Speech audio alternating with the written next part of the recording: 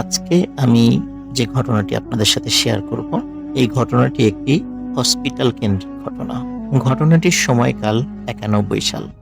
ঘটনাটি আমাকে যিনি দিয়েছেন ওনার নাম হচ্ছে রোমানা রেজা। ওনার বাড়ি পুরান ঢাকার ওয়ারীতে। ১৯৯১ সালে উনি ঢাকা ইউনিভার্সিটির ইংরেজি ডিপার্টমেন্টে পড়তেন। উনি খুব সাহসী একজন মানুষ ছিলেন। ওনার আম্মা হঠাৎ করে অসুস্থ হয়ে পড়ে এবং অসুস্থ হওয়ার পর বর্তমানে ঢাকার খুবই বিখ্যাত একটি বেসরকারি হসপিটাল, সঙ্গত কারণে নাম বলছি না, সেই হসপিটালে তাকে অ্যাডমিট করা হয়। এই হসপিটালটি তখন ছিল ৩ তলা বিশিষ্ট এবং সেটা ছিল ইউ আকৃতির। আপনারা অনেকেই হয়তোবা বুঝেও থাকতে পারেন, কিন্তু তারপরও আমি নামটি বলবো না। এই হসপিটালটি তলাটায় বারান্দা ছিল, উপরের দোতলায় কোনো বারান্দা ছিল না। নিচতলার বারান্দাটা কোনো রেলিং ছিল না, খোলা ছিল, মানে সেটা চারদিক থেকে খোলা এবং একটা পাশে সুন্দর বাগান আছে। তো যখন ওনার আম্মাকে নিচতলাতে একটি কেবিন দেয়া হয়, ওনারা ওই রুমে ঢোকার পর একটা বিষয় খেয়াল করেন। ওই রুমে দরজার উপরে, এটা কিন্তু ভেতর দিকে, রুমের ভেতর দিকে দরজার উপরে আয়াতুল কুরসি বা এরকম আরবিতে কিছু লেখা দরজার উপরে লাগানো আছে। এটা হসপিটাল কর্তৃপক্ষ লাগাতে পারে, অথবা কোনো রোগী সেখানে এসেছে তারাও সেটা লাগিয়ে যেতে পারে, যে কোনো কিছু হতে পারে। তো উনি যেহেতু খুব সাহসী মানুষ ছিলেন, আর উনি রাত জেগে স্টাডি করতে পছন্দ করতেন এবং খুব এনার্জেটিক ছিলেন, এই কারণে দেখা যেত তার কাছের কোনো আত্মীয় স্বজন যদি হসপিটালে রাতে থাকতে হতো, রাত জাগতে হতো, তারই ডাক পড়তো। যেহেতু তার নিজের আম্মা, এই জন্য উনি শুরু থেকেই রাত্রেবেলা থাকার সিদ্ধান্ত নেন, যে রাত্রেবেলা তার আম্মার সাথে উনি থাকেন। দিনের বেলা অন্যরা থাকতো এবং উনি সন্ধ্যার দিকে চলে আসতেন এবং সারা রাত থাকতেন। সকালবেলা আবার অন্য আত্মীয় আসলে তাকে বুঝিয়ে দিয়ে উনি আবার বাসায় চলে যান। প্রথম ২ দিন খুব বেশি সমস্যা হয়নি। ৩ নাম্বার দিন রাত, ওনার ভাষ্য অনুযায়ী আনুমানিক ২টো বা ২:৩০ বাজে। কেবিনের পেছন দিকের যে দরজাটা, যেই দরজার সাথে বারান্দা রয়েছে, বারান্দার ওই পাশেই রয়েছে বাগান। তো চেয়ারে হেলান দিয়ে বসেছিলেন। উনি হঠাৎ করে দেখছেন জাস্ট গোড়ালি থেকে নিচ পর্যন্ত ২টো পা, এবং এই পা দুটো খুবই উজ্জ্বল, টিউবলাইট যেভাবে আলোকিত হয় ঠিক তেমন, পা দুটি ঠিকই তেমন। হেঁটে হেঁটে উনি দেখছেন যে ওই বাগান থেকে হেঁটে হেঁটে বারান্দায় আসলো, বারান্দা দিয়ে এসে বারান্দা একটু দাঁড়ালো, আবার হেঁটে হেঁটে তাদের রুমের মধ্যে ঢুকলো, সেই কেবিনের মধ্যে ঢুকলো, এবং আবার রুমের মধ্যে কিছুটা পায়চারি করে আবার যে দরজাটা আছে সেই দরজাটা দিয়ে সে চলে গেল। তো উনি প্রথমে চিন্তা করছেন যে হয়তোবা টানা ২ রাত ভালো ঘুম হয়নি, রাত জাগা হয়েছে, আজকে ৩য় রাত, উনি হয়তোবা ভুল দেখেছেন কিনা, নাকি স্বপ্নের মধ্যে জিনিসটা দেখেছেন। উনি আসলে ঠিক বুঝতে পারছিলেন উনি কি আসলে স্বপ্ন দেখেছেন নাকি সত্যি দেখেছেন। উনি নিজেকে বিশ্বাস করছিলেন না। উনি উঠে গিয়ে পাশে যে বেসিন ছিল, বেসিন থেকে চোখ ধুয়ে আসলেন, এবং উনি বুঝতে পারছিলেন উনি যেটা দেখেছেন উনি সেটা ঠিক দেখেছেন। কিন্তু ওনার মনে হলো যে ওনার বিশ্রামের প্রয়োজন। এই জন্য সকালবেলা যখন ওনার আব্বা হসপিটালে আসেন, তখন ওনার আব্বাকে বলেন যে আমার তো একটু বিশ্রামের প্রয়োজন, আমি পরিশ্রান্ত হয়ে গেছি, চোখে উল্টাপাল্টা দেখছি, আমি বাসায় চলে যাই, বাসায় গিয়ে ভালো করে ঘুম দেই, রাতের বেলা আমি আর একা থাকবো না, আমার সাথে আরেকজনকে পাঠিও। তার মানে হচ্ছে উনি আর একা থাকবে না, সাথে আরেকজন লোককেও পাঠাতে বলেছেন উনি। তো ওনার আব্বা বলল ঠিক আছে, তার খালাকে উনি পাঠিয়ে দেবেন। তাহলে উনি আর ওনার খালা আর ওনার আম্মা ৩ জন থাকবেন রুমে। তো তো সেই কথাই হলো, উনি বাসায় গিয়ে ফ্রেশ হয়ে লম্বা একটা ঘুম দেন। উনি আবার সন্ধ্যায় ওনার খালাকে নিয়ে চলে আসেন। খালাকে নিয়ে চলে আসার পর অদ্ভুত কিছু ব্যাপার ঘটে। সেটা হচ্ছে যে খালা কিন্তু রাত জাগার প্রিপারেশন নিয়ে আসছেন এবং উনি সারাদিন ঘুমিয়েছেন যাতে করে উনি রাত জাগ। কিন্তু খালা যখনই ওই রুমের মধ্যে আসেন, আসার সাথে সাথে উনি বলেন যে আমার খুব ঘুম পাচ্ছে, আমি বসে থাকতে পারছি না। উনি সাথে সাথে পাশে যে চেয়ার ছিল সেই চেয়ারে বসে পড়েন এবং ঘুমিয়ে যান এবং ওনাকে অনেক ডাকাডাকি করে, কিন্তু উনি ঘুমের ভেতরে বলতে থাকেন যে আমি কিছুতেই চোখ খোলা রাখতে পারছি না, এত ঘুম আমার কেন আসছে আমি জানি না। তার মানে এটা বলতে বলতে উনি একদম ঘুমিয়ে যান, ওনাকে আর কোনোভাবেই জাগানো সম্ভব হয় না। তখন এই রোমানা আপু উনি যেটি করেন সেটা হচ্ছে যে উনি চিন্তা করেন যে আজকে রাত্রে আমাকে জাগতে হবে। উনি অন্যান্য দিনের মতোই স্বাভাবিকভাবেই উনি ওনার আম্মার পাশে পায়ের দিকে উনি বেডের সাথে একটু হেলান দিয়ে উনি বসে আছেন। তো হঠাৎ করে মনে হলো যে উনি একটু বারান্দায় গিয়ে পায়চারি করবেন। উনি বারান্দার দিকে যান। বারান্দার দিকে গিয়ে হঠাৎ করে একটা জায়গায় ওনার চোখ আটকে যায়।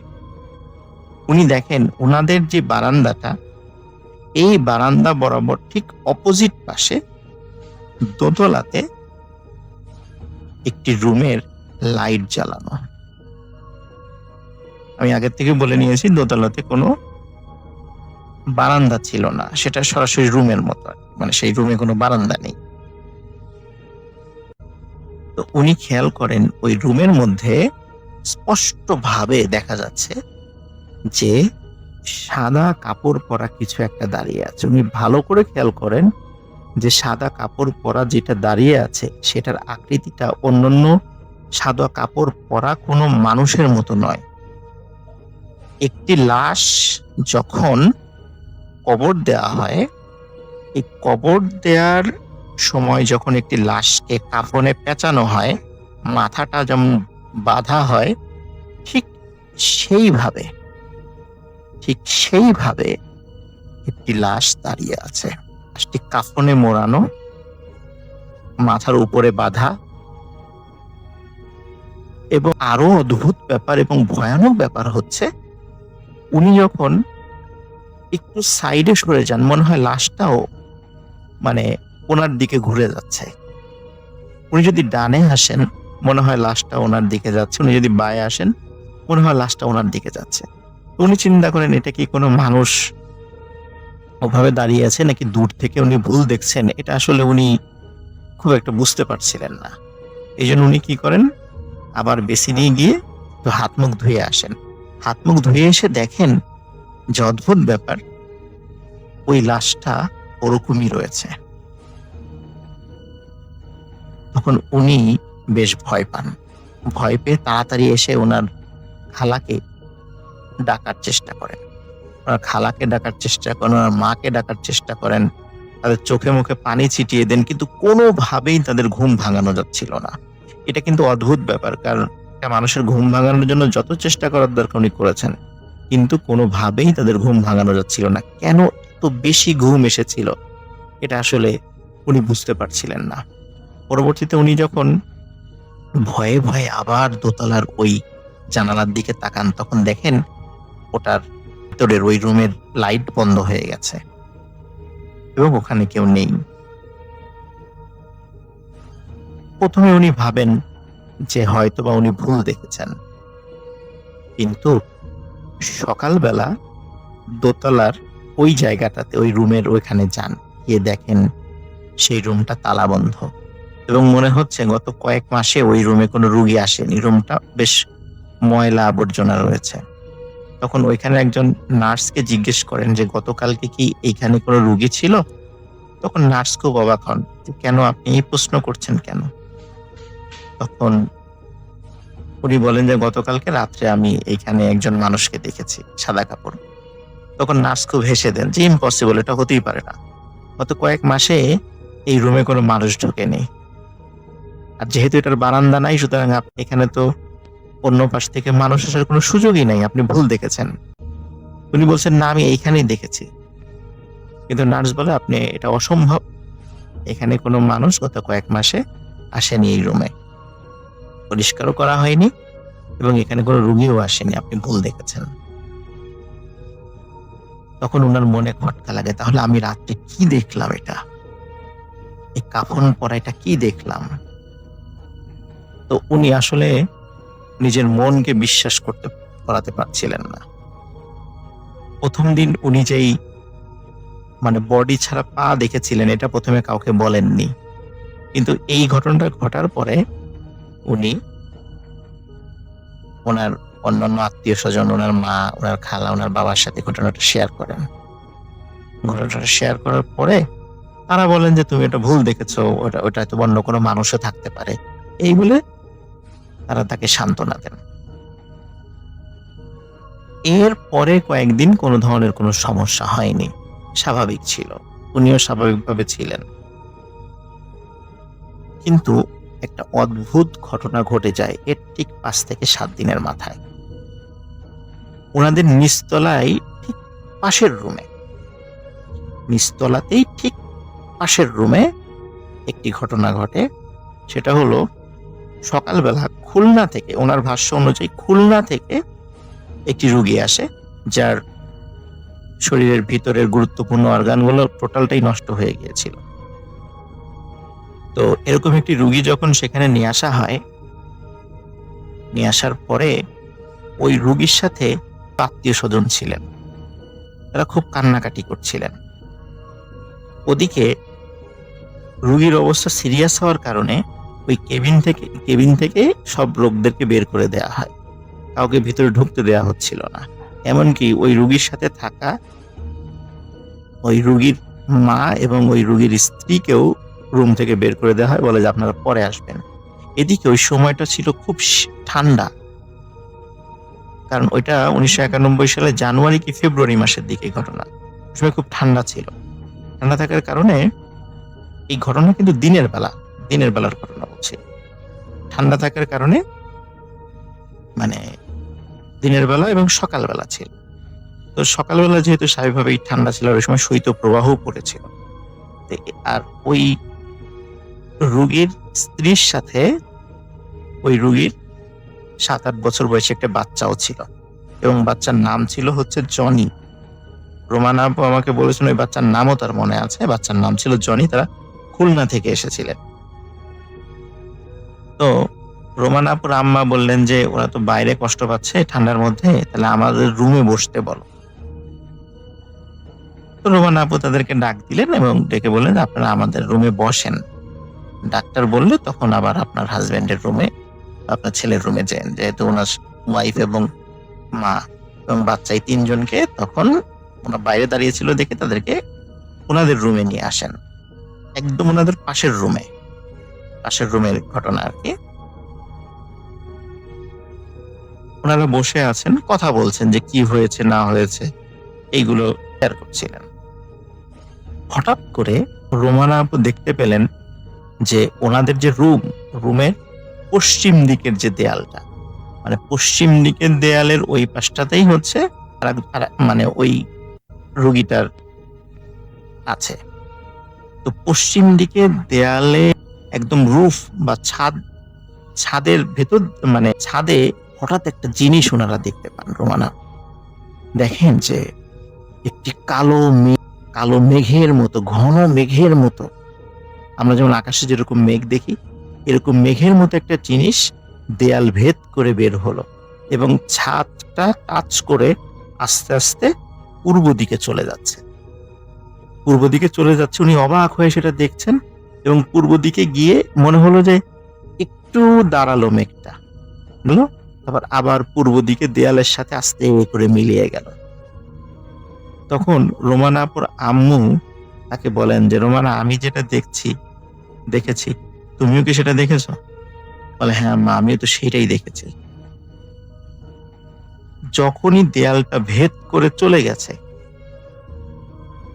ওই মেঘটি, তখন ওনাদের রুমে একজন নার্স প্রবেশ করে ওই 2 জন মহিলা এবং ওই বাচ্চা তাদের উদ্দেশ্যে বলে যে আপনাদের রোগী মারা গেছে। তখন তারা তো ছুটতে ওই কোষে চলে যায়, কিন্তু তারা কিন্তু ওই মেঘটা দেখেনি। অদ্ভুত ব্যাপার যে কেন ওই মেঘটা পশ্চিম দিকের ওই পাশ থেকে বের হয়ে এসে আবার পূর্ব দিকের দেয়ালের দিক দিয়ে মিলিয়ে গেল, কেন এটা হলো? তো ওনারা যেটা বলেছেন যে আসলে তার ইন্তেকালের পরে আত্মাটা ওই দিক দিয়ে চলে গেছে, হয়তো আজরাইল আলাইহিস সালাম ওই দিক দিয়ে আত্মাটা নিয়ে গেছেন, এবং যেহেতু ওইখানে তার মা, স্ত্রী এবং সন্তান ছিল, এই জন্যই হয়তো বা এই দিক দিয়ে এইভাবে গেছে। এটা একটা অদ্ভুত ব্যাপার ছিল। আমি এটা শোনার পরে আসলে এটা আমার কাছেও বিশ্বাস করতে খুব কষ্ট হচ্ছিল।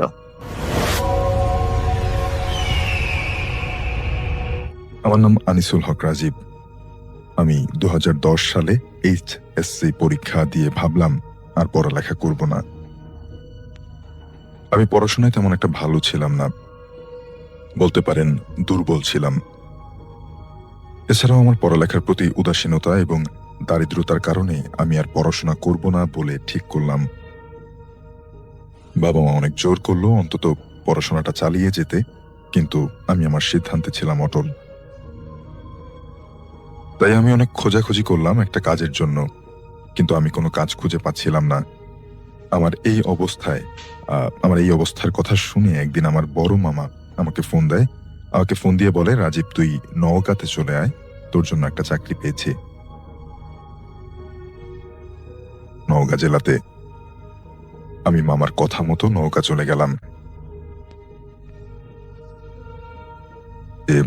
তোর জন্য একটা কলেজে নৈশ প্রহরীর চাকরি পেয়েছি, তুই করবি কিনা, অর্থাৎ নাইট গার্ডের চাকরি পেয়েছি, তুই করবি কিনা।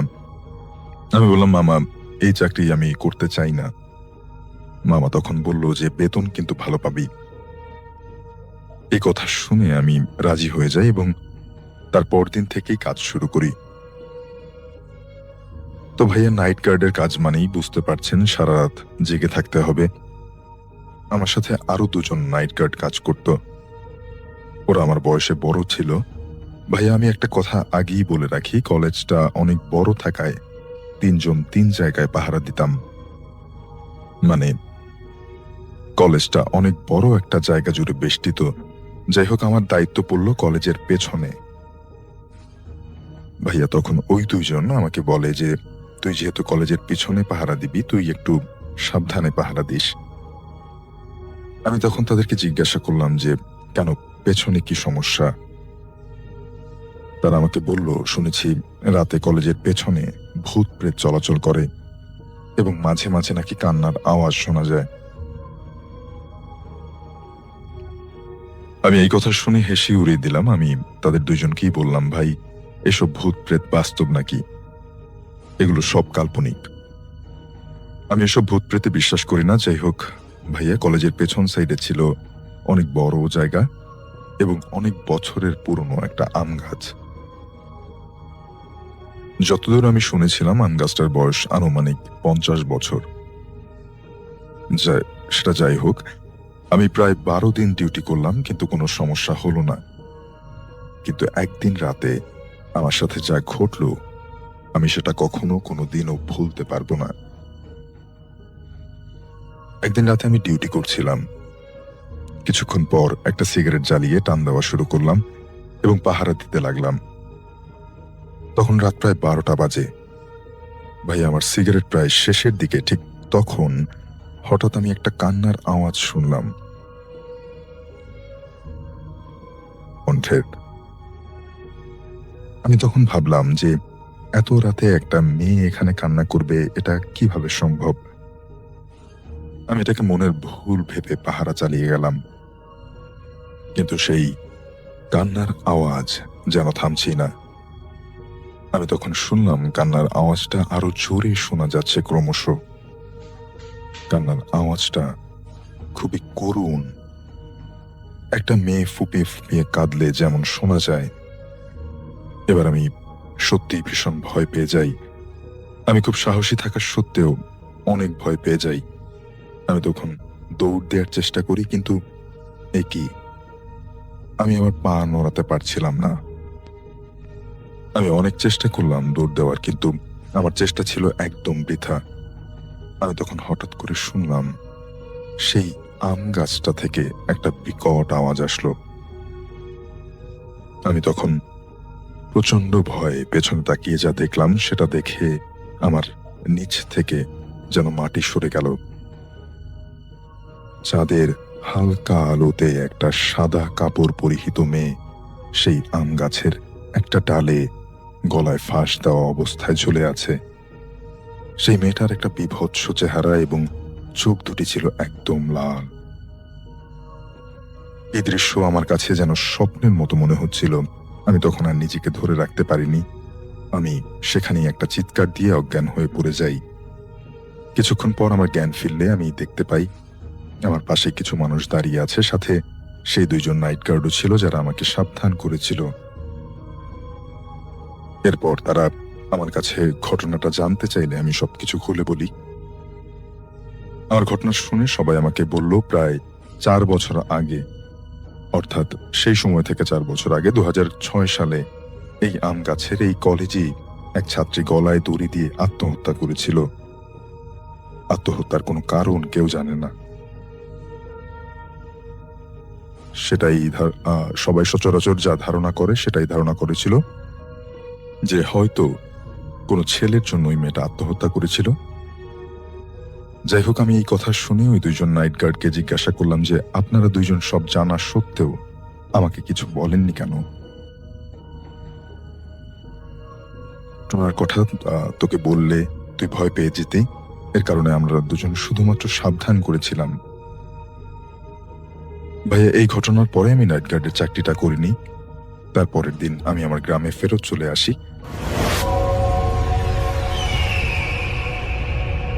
1998 সাল। ঘটনাস্থল ছিল ঢাকার কোনো একটা অভিজাত এলাকা। নাম বলতে নিষেধ করেছেন দেখেই তিনি লিখতে পারেননি, রাজন ভাই লিখেছেন। প্রথমত ঘটনাটি ওই পরিবারে শুরু হয় যাকে কেন্দ্র করে সেটা ছিল ওই মিয়াপুর বাবা। ওনার নাম হচ্ছে রবিন। তিনি ছিলেন ওই এলাকার পুলিশের সাব ইন্সপেক্টর। ঘটনা শুরু একদিন এক শীতকালের রাত থেকে। তিনি সেরকম শক্তপোক্ত নামাজি মানুষ ছিলেন না। জুম্মার নামাজ ছাড়া তাকে কখনো মসজিদে কেউ দেখতো না। সেদিনের বারটা সমত মঙ্গলবার ছিল। বিকেলবেলা ওনার কাছে একটা খবর আসে যে অমুক এলাকার একজন লোক যার নাম রায়হান, সে আত্মহত্যা করেছে এবং ঘটনাস্থলে যেতে হবে। তিনি বের হয়ে পড়েন, সাথে কয়েকজন পুলিশকে নিয়ে বের হয়ে পড়েন। ঘটনাস্থলে পৌঁছে তিনি দেখতে পান লাশটা তখনও বাড়ির ভেতরের মধ্যে ঝুলছে। দুর্গন্ধের কাছে ঘেঁষা যাচ্ছিল না, তাই প্রতিবেশীদের মধ্যে কেউ আর ধরাধরি করে লাশ নামায়নি। প্রতিবেশীরা বলছিল এই ছেলে নিজের কাজকর্ম ছাড়া অন্য সব সময় বাসার ভেতরেই থাকতো, সেরকম কারো সাথে মেলামেশা ছিল না তেমন একটা। তো ওনারা লাশ নেমে যথারীতি তাদের প্রসিডিওর মোতাবেক লাশটা হাসপাতালে পাঠিয়ে দেন। কিছু অদ্ভুত ছিল না লাশের সাথে। গলায় লাশ ফাঁস লাগার কারণে মৃত্যু, হত্যার কোনো চিহ্ন খুঁজে পাওয়া যায়নি। তবে অনেকদিন ধরে লাশটা ওভাবেই ঝুলেছিল, দড়ির সাথে ছিল, তাই দুর্গন্ধ ছিল। লাশ বহন করে নিয়ে যাওয়ার সময় থেকে শুরু হয় মূল ঘটনার সূত্রপাত। এর পাশাপাশি লাশ দাফন হয়ে যাওয়ার কয়েকদিনের পর থেকে রবিন আঙ্কেলের সাথে শুরু হয় অদৃশ্য জগৎ থেকে আসা অত্যাচার। যে ছেলেটা আত্মহত্যা করেছিল সে ওই এলাকায় একাই একটা বাসায় থাকতো কাজের সুবাদে, এবং তাদের গ্রামের বাড়ি ছিল ময়মনসিংহে। সময়টা ছিল শীতকালের।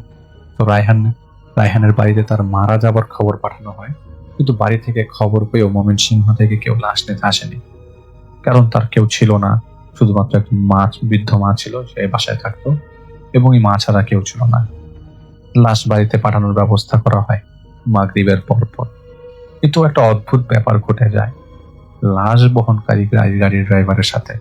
তার ভাষ্য মতে সে লাশটা নিয়ে কিছু দূর এগোনোর পর থেকেই নাকি খেয়াল করছিল তার গাড়ির উপর থেকে কারো লাফালাফি করার শব্দ আসছে। সে অবাক হয়, এত স্পিডের মধ্যেও গাড়ির উপরে কে উঠে লাফাবে, নাকি তার মনের ভুল। সে ঘাবড়াতে শুরু করে, আবার মনে মনে ভাবে লাশবাহী গাড়ি, কত কিছুই তো ঘটে। এমনকি তার আগেও লাশ বহন করার সময় তিনি কিছু অদ্ভুত ঘটনার সম্মুখীন হয়েছিল। আবার তার উপরে আজকে তার হেল্পারও নেই। সে আর রিস্ক নিল না, গাড়ি ঘুরিয়ে নিয়ে সরাসরি হাসপাতালে চলে এসে বলে যে এই লাশ নিয়ে যান, আমি নিতে পারবো না, লাশের সাথে কোনো একটা সমস্যা আছে। এদিকে রাতে হাসপাতালে তেমন কেউ ছিল না যার সাথে লাশটা পাঠানো যেত। তো উনি রবিন আঙ্কেলকে ফোন দেন। ফোন দিয়ে বলেন রাস্তায় কি কি ঘটেছিল, এটা এরকম এরকম ঘটেছে, আমি পারবো না এই লাশ নিয়ে যেতে, দিনের বেলা অন্য কাউকে দিয়ে পাঠান। রবিন আঙ্কেল বলেন যে দেখো ভাই, ছেলেটার মা বাড়িতে প্রায় আত্মহত্যা অবস্থায়, ছেলের খবর শুনে তার উপর যদি লাশটা আমরা সময় মতো না পৌঁছে দিতে পারি তখন কেমন দেখাবে। তো ড্রাইভার জানায় আমার সাথে কোনো লোক পাঠান, লোক থাকলে নিয়ে যেতে পারবো কিন্তু একা সম্ভব না। তো রবিন আঙ্কেল ফোন কেটে দেয়। কিছুক্ষণ পর কল ব্যাক করে বলেন যে আমি যাচ্ছি তোমার সাথে। তো তিনি ভেবেছিলেন যে লাশ নিয়ে যাওয়ার পর যদি ছেলেটার মাকে কোনো কিছু ভাবে সাহায্য করা যায়, বৃদ্ধ মানুষ, তারপর ছেলে হারিয়েছে, তো করা যেতেই পারে তাকে। তো উনি ড্রাইভারের সাথে বেরিয়ে পড়েন। সাথে করে নিয়ে যান ওনার শ্যালককে। লাশটা পেছনে কফিনে রেখে ওনারা 3 জন সামনে বসে পড়েন। গাড়িতে মোটামুটি 4 জন, রবিন আঙ্কেল, ওনার শ্যালক, ড্রাইভার আর রায়হান নামক একটা ছেলে, মানে রায়হান নামক ছেলেটার লাশ। তো ঘন কুয়াশার মধ্যে ফাঁকা রাস্তায় গাড়ি ছুটে চলেছে। একে একে রাস্তার পাশ থেকে পার হয়ে যেতে শুরু করে লম্বা মোটা কয়েকটা গাছ। রবিন আঙ্কেল গাছগুলো দেখে বুঝতে পারেন এটা কোন এলাকা। তিনি এলাকাটার ব্যাপারে অনেক আগেই তার এক কনস্টেবলের কাছে কিছু ঘটনা শুনেছিলেন এবং ভুতুরের ব্যাপারে খুব একটা বিশ্বাসী ছিলেন না তিনি। এবং সে যে অতটা বিশ্বাসী ছিলেন না তাও না, তবে কনস্টেবলের মুখে ঘটনা শুনে খানিকটা বিশ্বাস করেছিলেন কিছু কথা, যেখানে খারাপ কিছু থাকতে পারে। হতে পারে সেটা কোনো ডাকাত দলের কারসাজি কিংবা অন্য কিছু।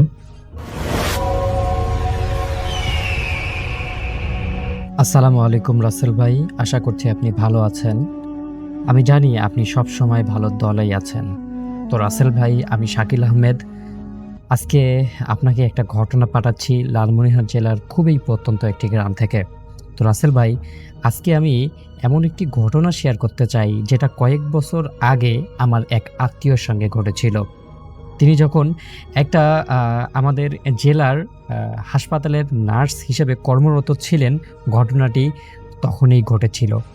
আর এই ঘটনাটি এতটাই অদ্ভুত ছিল যে তিনি মানে সেই হাসপাতালে মানে সেখানে বেশি দিন চাকরি করতে পারেনি। সেই চাকরিটা তিনি ছেড়ে দেওয়ার বহু বছর পর মানে তার যেই ঘটনাটা ছিল সেই ঘটনাটা এখনও উনি মানে ভুলতে পারেনি এবং এই কথাটাও আসলে উনি কাউকে বলতেও চান না। তারপরেও ঘটনাটা আমি কোনোভাবে শুনেছি এবং সেই ঘটনাটি আজকে আপনার সঙ্গে শেয়ার করছি। রাসেল ভাই, এই ঘটনাটা কোনো একটা শীতকালের ঘটনা। হাসপাতালটির নাম আমি বলতেছি না, কারণ একটা প্রাইভেসি তো থাকেই। তো হাসপাতালটির নাম অজ্ঞাত। হাসপাতালটি ছিল খুবই পুরনো একটা হাসপাতাল।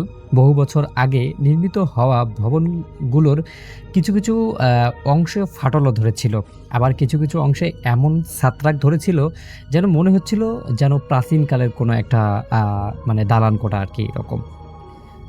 আর সেই হাসপাতালের করিডোরটাও ছিল অস্বাভাবিকভাবে লম্বা ও নির্জন। বিশেষ করে রাতের ডিউটিতে অনেক কর্মচারীরাই মানে একটা অস্বস্তিকর বোধ করেন সেই জায়গাটায় যেতে। করিডোরটা এত বেশি লম্বা ছিল যে এই মাথা থেকে ও মাথা পর্যন্ত দেখা যাইতো না। দেখা গেলেও মনে হয়তো মাঝে মধ্যে এই যে রাত্রের বেলা যে কোনো কিছু গাছের ছায়া বা লাইটের আলো পড়ে, পিলারের ছায়া, এই ছায়াগুলো অনেক একটা ভুতুড়ো টাইপের তৈরি করে ফেলতো সেই করিডোরটাকে। তো এক সন্ধ্যার কাহিনী, যেই সন্ধ্যায় আর কি এই মানে মূল ঘটনাটা ঘটে। প্রায় 50 বছর বয়সী একজন রোগী আইসিইউতে ভর্তি করা হয়। তিনি গুরুতর শ্বাসকষ্ট রোগে ভুগছিলেন। অবস্থা এতটাই খারাপ যে তাকে বাঁচানো যাবে কি না এটা তখন ডক্টররাও একটা আশঙ্কাবোধে ছিলেন। এরপরেও দেখা গেল যে প্রথম দিন অস্বাভাবিকভাবে তিনি মানে বেঁচে ছিলেন এবং মানে তার প্রথম দিনের যে অ্যাক্টিভিটি ছিল সব কিছুই একদমই স্বাভাবিক ছিল। কিন্তু দ্বিতীয় রাত থেকেই শুরু হয় অদ্ভুত রকমের কিছু আচরণ, অদ্ভুত রকমের কিছু ঘটনা। সেই ঘটনাগুলোই এখন বর্ণনা করছি। রাত হলেই তিনি বারবার দরজার দিকে তাকিয়ে থাকতেন, কখনো ভয়ে কাঁপতেন, কখনো নার্সদেরকে ডাকতেন। উনি মানে এমনটা বোঝাতে চাচ্ছেন যে কেউ ওনাকে বাহির থেকে ডাকছে বা কেউ ওনাকে বাহির থেকে ডিস্টার্ব করতেছে আর কি। এমন একটা অবস্থা যেন মনে হচ্ছে যে উনি বাস্তবেই কোনো একটা জিনিস দেখে ভয় পেয়ে যাচ্ছেন বা বাস্তবেই কোনো একটা জিনিসকে উনি ইগনোর করতে চাচ্ছেন। একবার মানে আমার যেই আত্মীয়টা ছিল সেই আত্মীয়টাকে মানে নার্স আর কি যিনি, উনি বলতেছেন যে আত্মীয়র কাছে গিয়ে জিজ্ঞাসা করছিলেন, চাচা কি হয়েছে? তখন ওই চাচা কোনো জবাব দিচ্ছিল না, উনি চুপ করে ছিলেন। এবং ২ দিন যাওয়ার পর উনি আবারও ঠিক একই রকমের অ্যাক্টিভিটিস শুরু করে দেন এবং এবার যখন তিনি গিয়ে তাকে জিজ্ঞাসা করেন, তখন ওই চাচা কাঁপা, কাঁপা গলায় বলছিলেন, "ওই লোকটাকে দেখছেন না? দরজার পাশে দাঁড়িয়ে আছে, আমাকে ডাকছে, আপনারা কি দেখছেন না?" তখন নার্স চারদিকে ভালোভাবে তাকায়, কিন্তু কাউকেই দেখতে পারেনি।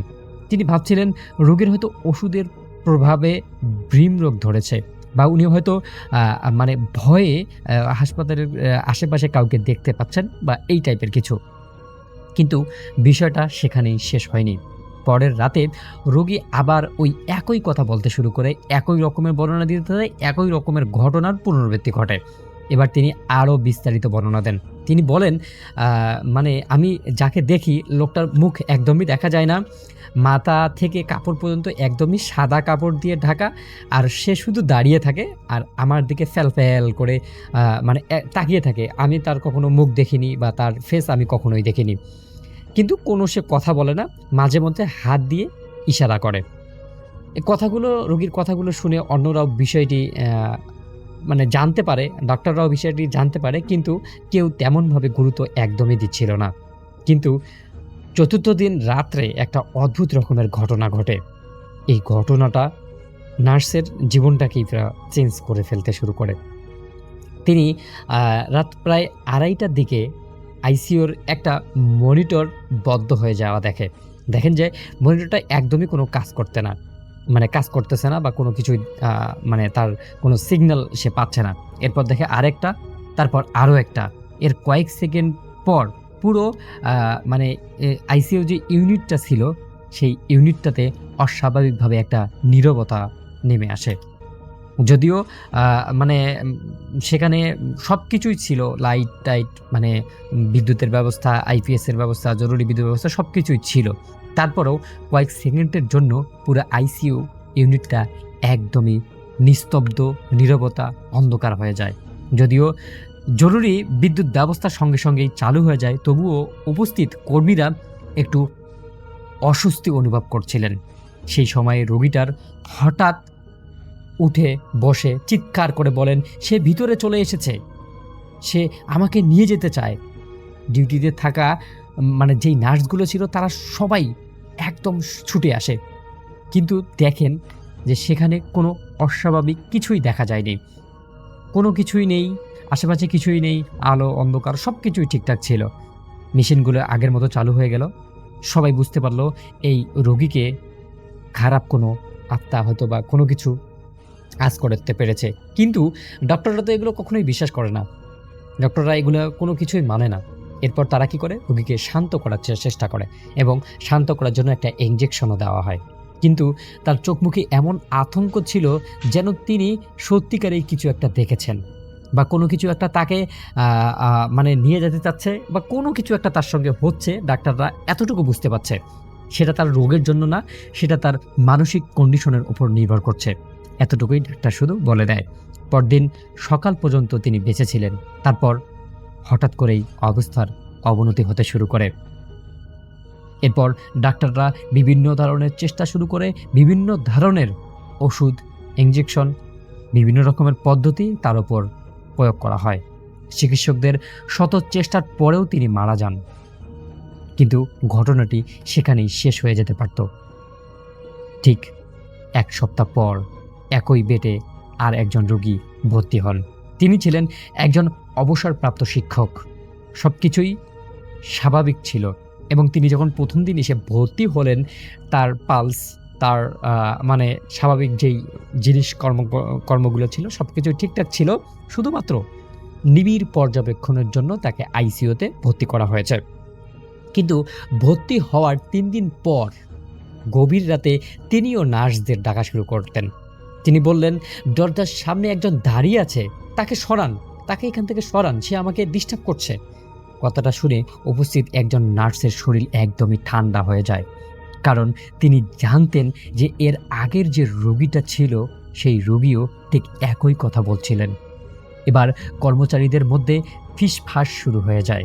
কেউ কেউ বলতে লাগলো হয়তো কাকতালীয়, কেউ আবার বলতে লাগলো হয়তো রোগীরা অসুস্থর কারণে ভ্রম ধরেছে, আবার কেউ কেউ বলতো একই বেটে শোয়ার কারণে হয়তো এরকম হচ্ছে। কিন্তু ঘটনাগুলো অদ্ভুতভাবে মিলতে থাকায় অনেকের মধ্যে অস্বস্তি পড়তে শুরু করে। এরপর আরও কয়েক মাসের মধ্যে একই বেটে ভর্তি থাকা আরও দুজন গুরুতর রোগী মৃত্যুর আগে ঠিক একই রকমের কথা বলতে শোনা যায়। সবাই একই বর্ণনা দিচ্ছিল, সাদা কাপড় পরা একজন মানুষ দরজার পাশে দাঁড়িয়ে থাকে, কোনো কথা বলে না, শুধু ফ্যাল ফ্যাল করে তাকিয়ে থাকে। এরপর এই বিষয়টা নিয়ে হাসপাতালের কর্তৃপক্ষকে জানানো হয়। রাসেল ভাই, আপনি এটা বিষয়ে সকলেই জানেন যে সায়েন্স কখনোই ভূত পেতে বিশ্বাসী না, কিন্তু বিষয়টি হাসপাতালের ভিতরে এক ধরনের কিংবদন্তির পরিণত হয়। নতুন অনেক নার্স প্রথমে এসব গল্প শুনে হাসাহাসি করতে লাগলো, কিন্তু রাতের ডিউটিতে সেই করিডোরের দিয়ে একা হাঁটার সময় তাদের অনেকেরই অস্বস্তির মধ্যে পড়তে হয়। পুরনো কক্ষ ভেঙে নতুন ইউনিট তৈরি করা হয়। এরপর আর এরকম কোনো ঘটনা শোনা যায়নি, কিন্তু ওই যে ঘটনাগুলো ছিল, ওই যে ঘটনাগুলো ঘটেছিল, সেগুলো কি ছিল? এরপর আমার যে আত্মীয় ছিল সে আজও বলে জীবনে অনেক রোগী দেখেছেন, অনেক মৃত্যু দেখেছেন, অনেক অসুস্থ মানুষকে সুস্থ হতে দেখেছেন, কিন্তু ওই কয়েক মাসের ঘটনা তার কাছে আজও রহস্য।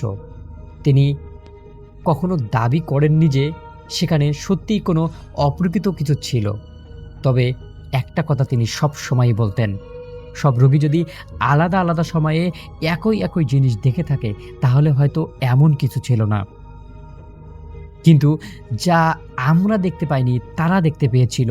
আর সব থেকে বড় বিষয়টা ছিল এই জিনিসটা বা এই বেডটাতে যারাই শুয়েছিল, যারাই এই বেডটাতে ভর্তি হয়েছিল, তাদের মধ্যে কেউ সুস্থ হয়ে বাড়ি ফিরতে পারেনি।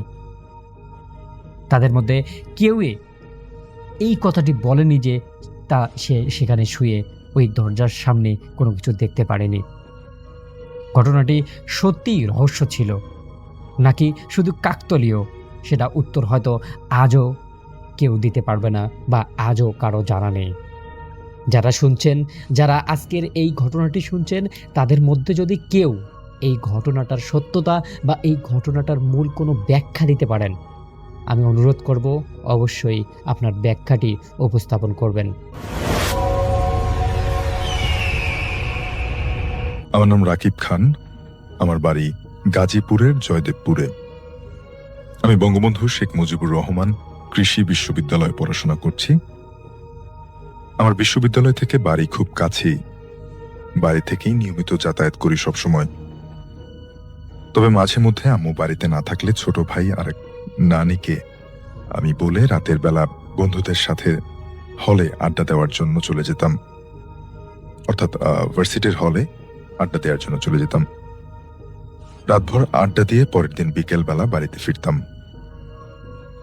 এমনই একবার এক রাতে বন্ধুর সাথে থাকার জন্য সন্ধ্যার পরে বাড়ি থেকে বেরিয়ে পড়লাম। সে রাতে আমরা একটা ভয়ানক ঘটনার সম্মুখীন হই। আমি নিয়মিত ভূত নাইট শুনি। আমি নিয়মিত ভূত নাইট শুনে থাকি, তাই আজ আপনাকে ঘটনাটা লিখে পাঠাচ্ছি, যদি ভালো লাগে পড়ে শোনাবেন। হলে পৌঁছে আমরা সবাই প্ল্যান করি সেখান থেকে বাম দিকে গিয়ে রিসার্চ ডিপার্টমেন্টের বিল্ডিং এর পেছনে পুরনো বিল্ডিং এ আড্ডা দিব। এই বিল্ডিংটা আগে মহিলা হল ছিল, অনেক ছাত্রী থাকতো সেখানে। তবে অনেক বছর আগে হঠাৎই হলটা বন্ধ করে দেয়া হয় এবং কারণটাও অজানা। জিনিসপত্র সাথে নিয়ে নিলাম। ওখানটাতে প্রচুর অন্ধকার, কারেন্টের লাইন কাটা। ওখানে গিয়ে দেখি জং ধরা ক্যালাপসিক্যাল গেটে একটা বড় জংধরার তালা ঝোলানো।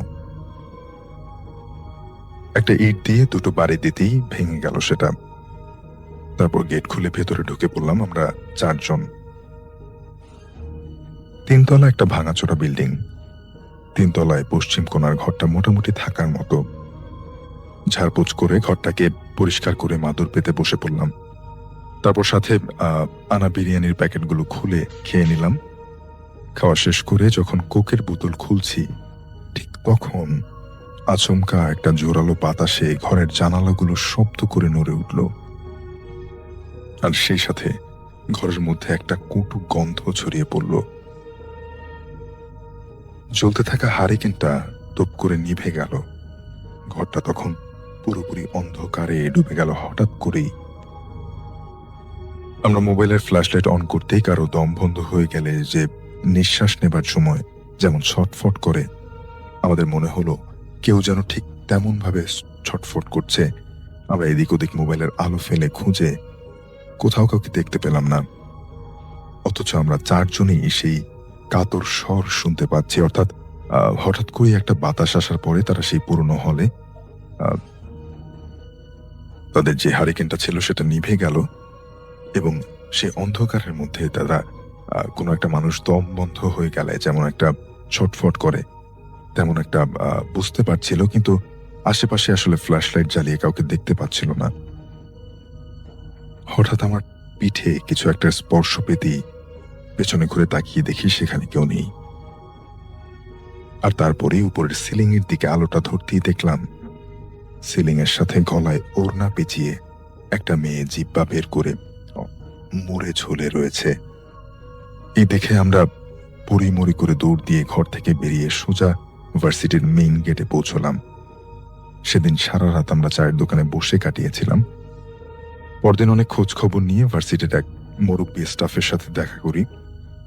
তার কাছ থেকে জানতে পারি ওই হলের একটা ছাত্রী একবার গলায় দড়ি দিয়ে আত্মহত্যা করে। বাকি মেয়েদের সাথে অদ্ভুত সব ঘটনা ঘটতে থাকে। এক রাতে এক ছাত্রী নাকি ফোনে কথা বলতে ছাদে গিয়েছিল। তখনও দেখে একেবারে বিল্ডিং এর উপরে একটা মেয়ে দাঁড়িয়ে আছে। ও তাকে বাঁচাতে পেছন পেছন চুপি চুপি গিয়ে দেখে তার হাতটা ধরতেই সেই মেয়েটা ওর দিকে ঘুরে তাকায়। ও দেখলো যে মেয়েটা দাঁড়িয়ে আছে সেই মেয়েটা কিছুদিন আগে আত্মহত্যা করা মেয়েটাই। এই দেখে ও ঝটকা মেরে পেছনে চলে আসে, আর ঠিক তখন ওর সামনে থেকে সেই মেয়েটা বাতাসের সাথে অদৃশ্য হয়ে যায়। আর পেছন থেকে ওকে কেউ যেন খুব জোরে ধাক্কা দেয়। 3 তলা থেকেও ও যেখানে পড়েছিল সেই জায়গাটাতে গতদিন কাদা করে কিছু বীজ বপন করা হয়েছিল, তাই শুধু 2টো পা ভাঙলেও সেবারের মতো প্রাণে বেঁচে যায় সে। আর এরপরই ওই হলটা বন্ধ করে দেয়া হয়। এই ঘটনাটি ঘটেছিল রাজীবের নানার সাথে, এবং রাজীবের নানা তখন তিনি ব্রিটিশ সরকারের অধীনে চাকরি করতেন কলকাতায়, এবং তাদের বাড়ি ছিল রাজশাহী, এবং তিনি প্রায় চলে আসতেন রাজশাহী অঞ্চলে ছুটির সময় পেলেই, ছুটির সময় হলেই তিনি চলে আসতেন। তো রাজীবের নানা তখন চলে আসেন, তখন তিনি বয়সে তরুণ, আর তিনি বেশ টকবগে একজন মানুষ ছিলেন, ঘুরে বেড়াতেন, এবং যেহেতু তিনি কলকাতায় পড়াশোনা করেছেন এবং তার বেশ চলাফেরা অনেকটা বিলেতিদের মতো ছিল, এবং সবাই এই কারণে তাকে বেশ সমীহ করে চলতো সেই অঞ্চলে। তো তিনি সেখানে এসে একবার চিন্তা করেন যে তিনি মাছ ধরবেন, তার খুব শখ ছিল রাতে মাছ ধরা। তো তিনি তার সেখানকার যে বন্ধুদের সাথে আলাপ করেন যে মাছ ধরার জন্য সবচেয়ে ভালো জায়গা কোনটা, কোন পুকুরে বা কার পুকুরে মাছ ধরতে সবচেয়ে ভালো হবে। তখন তো এরভাবে চাষ হতো না, তখন বড় বড় দিঘি আর পুকুর ছিল। তো তার নানার 2 বন্ধু বলল যে অমুক জায়গার আম বাগানের মাঝখানে একটা দিঘি আছে, যেই দিঘিটা আসলে কেউ যেই দিঘিটা মোটামুটি আনটেমড থাকে, কেউ সেখানে আসলে যায় না মাছ ধরতে, সেই দিঘির নাকি বদনাম আছে, এবং সেখানে নাকি মানুষ অনেক কিছু দেখে, অনেক রকম খারাপ জিনিসের প্রভাব পড়ে। খারাপ বলতে তারা বলেছে পিশাচের প্রভাব আছে সেখানে, এবং সেই পিশাচ মানুষকে সমস্যা করে। সেখানে মাছ ধরা তো দূরের কথা, কেউ যায় না, তবে তাদের বিশ্বাস সেখানে বড় বড় মাছ আছে। তো তো রাজীবের নানা তার খুব মানে ব্যাপারটা বেশ চ্যালেঞ্জিং মনে হয়। তিনি বন্ধুদের সাথে হেসে ওঠেন, বলে তোরা যাস নে? বলে না, আমরা দিনের বেলাও সেখানে গেলে সাথে লোহা রাখি তার আশপাশ দিয়ে যাওয়া চলাফেরা করার সময়। লোহা ক্যারি না করে আমরা চলাফেরা করি না। তখনকার সেখানকার মানুষের বিশ্বাস ছিল যে লোহা সাথে থাকলে কোনো অশরীরী তাদেরকে কোনো সমস্যা করবে না। লোহা আর আগুন এই দুটো জিনিসের উপরে তাদের অগাধ বিশ্বাস ছিল। তো যাই হোক, এখন আসলে এখন এই ব্যাপারটা অনেকটাই চেঞ্জ হয়েছে। এখন অনেক মানুষই বা অনেক যারা একটু মনের ভেতরে সঠিক বিশ্বাস নিয়ে চলেন, তারা অনেকেই বিশ্বাস করেন যে আল্লাহ সাথে থাকলে, সৃষ্টিকর্তার সাথে থাকলে এইসব ব্যাপারে কোনো সমস্যা হবে না, এবং এইসব ব্যাপারে সঠিক নির্দেশনা ধর্মে দেয়া আছে। যেমন আমি মুসলিম, আমি জানি আমাদের ধর্মে অনেক নির্দেশনা দেয়া আছে যে এই কোন কোন ব্যাপার থেকে কিভাবে রক্ষা পেতে হবে এবং কিভাবে দূরে থাকতে হবে। আমাদের কিন্তু বলা হয়েছে যে এইসব জায়গা অকারণে ঘোরাঘুরি করতে না, অবেলায় যেতে না। তো যাই হোক, তারপরও কিছু গাইডলাইন দেওয়া আছে। আমার বিশ্বাস যে অন্যান্য ধর্মেও এইসব অশরীরী থেকে বাঁচার জন্য কিছু গাইডলাইন দেওয়া থাকার কথা। তো যাই হোক, তো সেই সময় তারা বলেছিল রাজীবের নানাকে যে তারা দিনের বেলাতেও সেখানে লোহা নিয়ে ঘোরাফেরা করে, রাতে যাওয়ার তো প্রশ্নই আসে না। এবং সেটা হচ্ছে মানে গভীর আম বাগানের মাঝখানে, এবং সেই দিঘি, এবং সেই দিঘি ছিল কোনো এক জমিদারের দিঘি সেটা ছিল, এবং তার কাছাকাছি জমিদার বাড়ি, সেখান থেকে যাওয়া আসা করা যায়। তো যাই হোক, রাজীবের নানা বলে আমি সেখানেই মাছ ধরবো এবং রাতেই ধরবো, মানে তোরা যদি যেতে চাস আমার সাথে যাবি, না যেতে চাইলে নাই।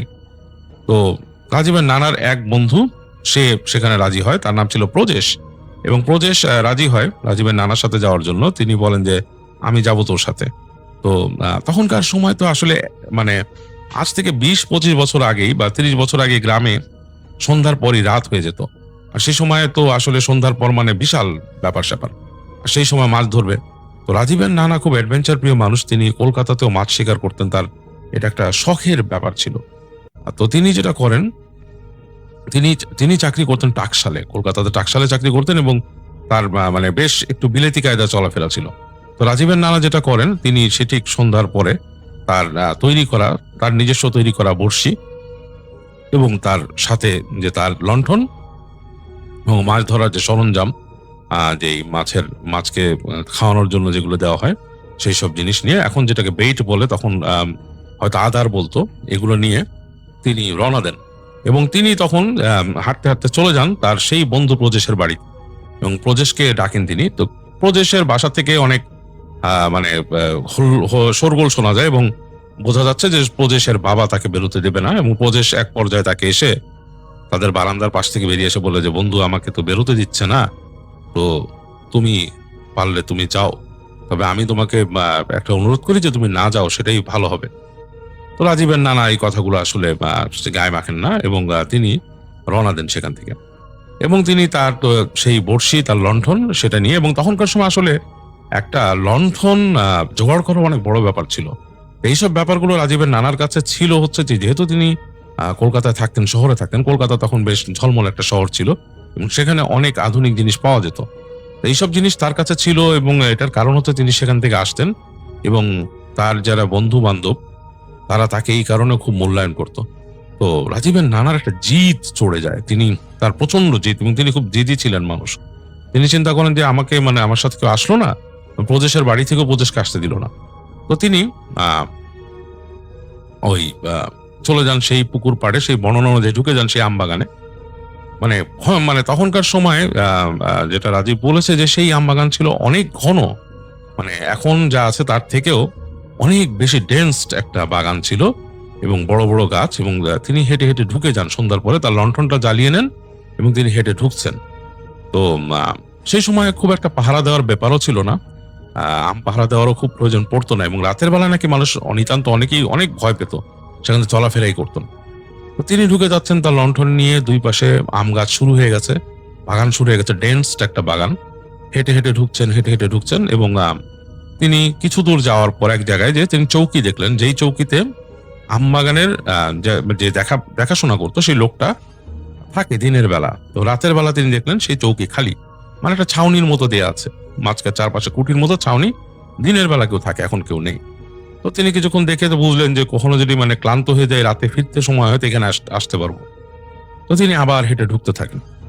তো ঢুকতে তিনি একদম চলে যান এক পর্যায়ে, যে তিনি সেই পুকুর পান যে যেখানে নাকি সেই বড় দিঘি আর কি, পুকুর বলতে দিঘি, সেই দিঘি যেখানকার কথা বলা হয়েছিল বিশাল আকৃতির এবং কোন এক জমিদারের দিঘি ছিল এটা।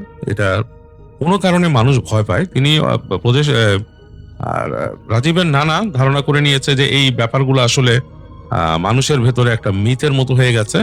হয়তো জায়গাটা বেশ জংলা, হয়তো কেউ দুপুরবেলা এসে পড়ে গেছে বা কোনো একটা ব্যাপার হয়েছে বা ভয় পেয়েছে, সেখান থেকে এটা ঢুকেছে তাদের মাথায়। আসলে সেরকম কিছু না, তিনি এটাই বিশ্বাস করেন এবং তার মধ্যে এই ভৌতিক ব্যাপারগুলো নিয়ে খুব একটা চিন্তা ভাবনা ছিল না। তো তিনি যান, রাজীবের নানা, তিনি তো তখন শর্টস পরে আছেন, তাদের সে সময় তারা শর্টস পরতেন। তো তিনি শর্টস পরে আছেন এবং তার শরীরে একটা সোয়েটার ছিল, হাফহাতা সোয়েটার, এবং ছোট একটা হাফহাতা শার্ট, এবং তিনি তার সাথে সেই বড়শি নিয়ে এসছেন এবং তিনি সেই পুকুরের সেই দিঘির পাশে যে একটা ঘাট ছিল, সেই শান বাঁধানো ঘাটের মতো, সেখানে তিনি চলে যান। যে তিনি বসেন, সেখানে বসে তিনি দেখেন যে আকাশে চাঁদ আছে, এক ফালি চাঁদ, পূর্ণিমা চাঁদ না, এক ফালি চাঁদ। তো তিনি তার লণ্ঠনটাকে পাশে রেখে, লণ্ঠনের আলোয় বেশ খানিকটা আলোকিত হচ্ছে পাশে, এক ফালি চাঁদের আলো খুব বেশি না।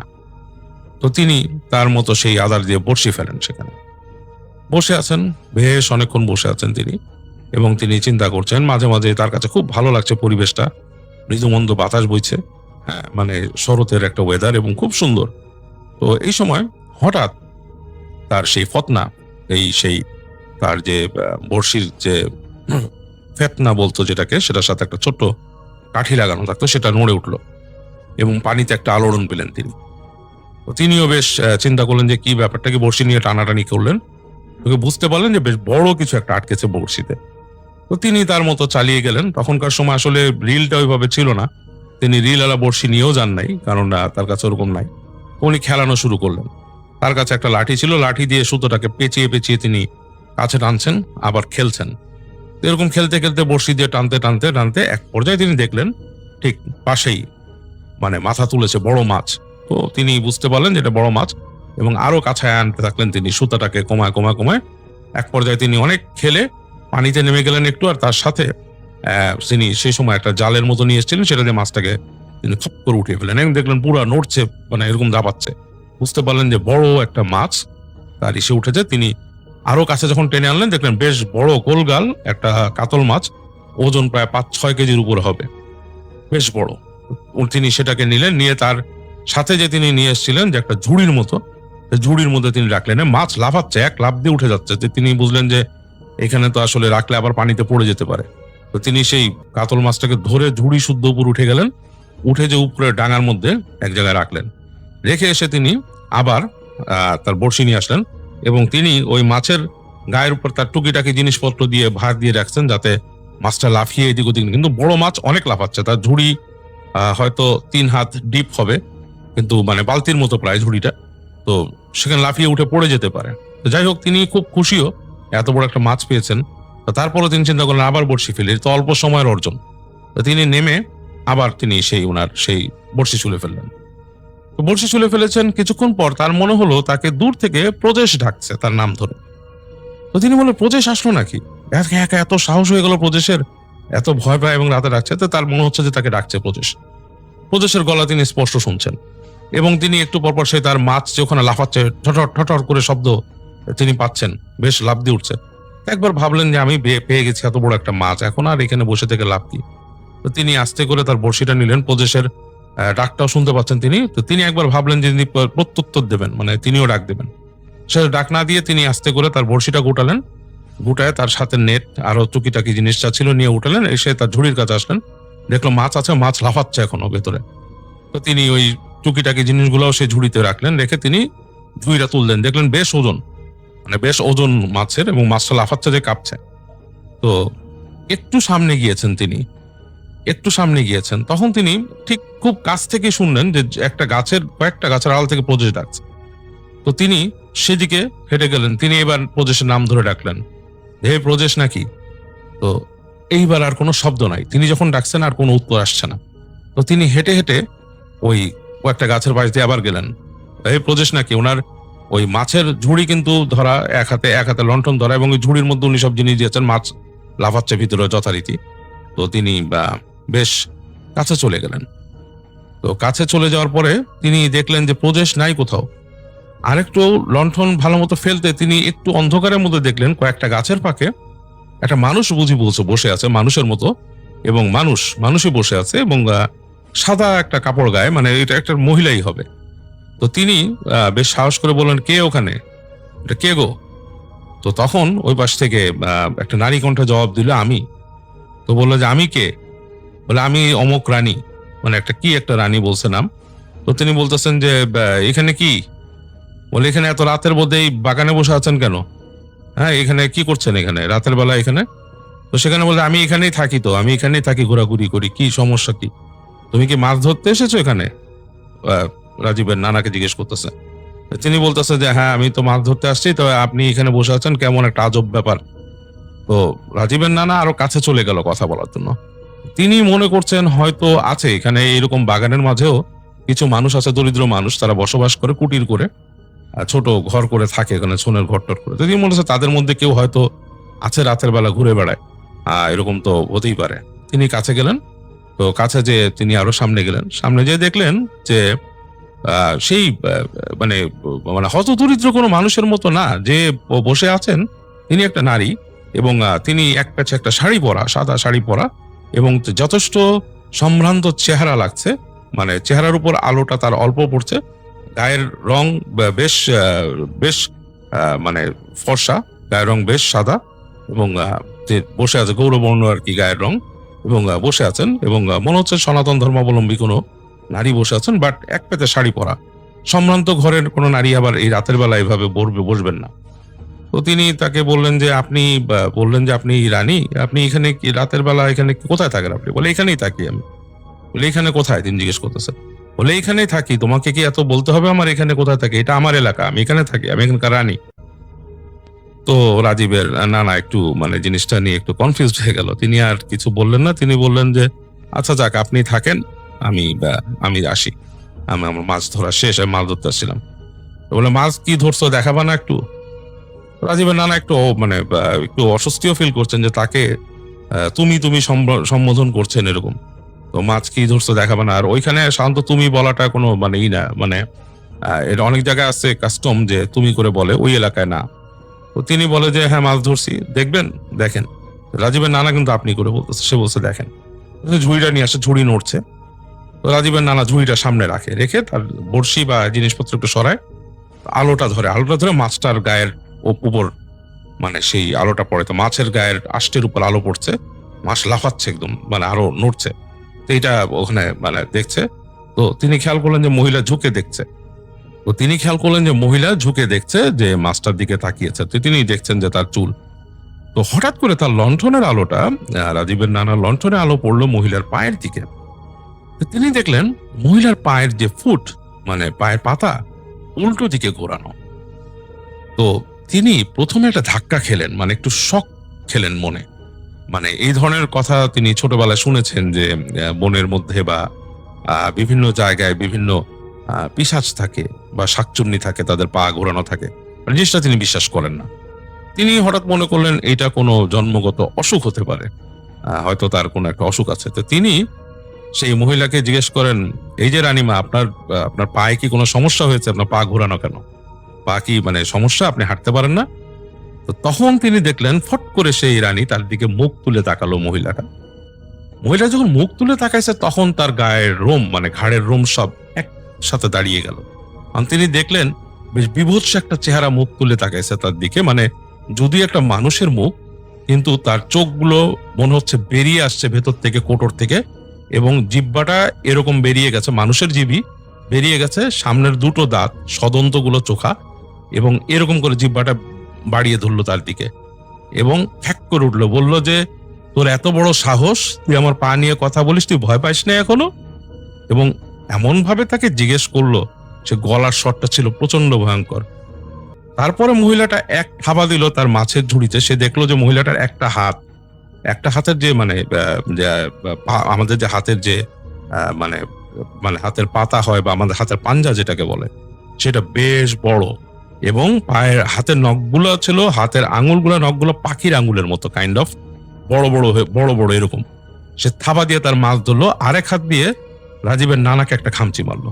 তো তিনি খুব স্পোর্টস অথেন্টিক ছিলেন, তিনি খুব খুব শারীরিকভাবে অ্যাক্টিভ ছিলেন, যে তিনি সুইফট খুব দ্রুত একটা জাম্প করে পেছনে সরে যান।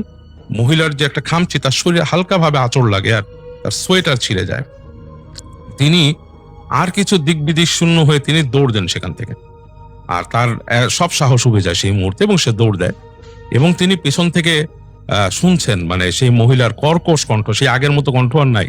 হতচ্ছাড়া, তুই আমার পায়ের কথা জিজ্ঞেস করলি, তুই ভয় পাস নাই।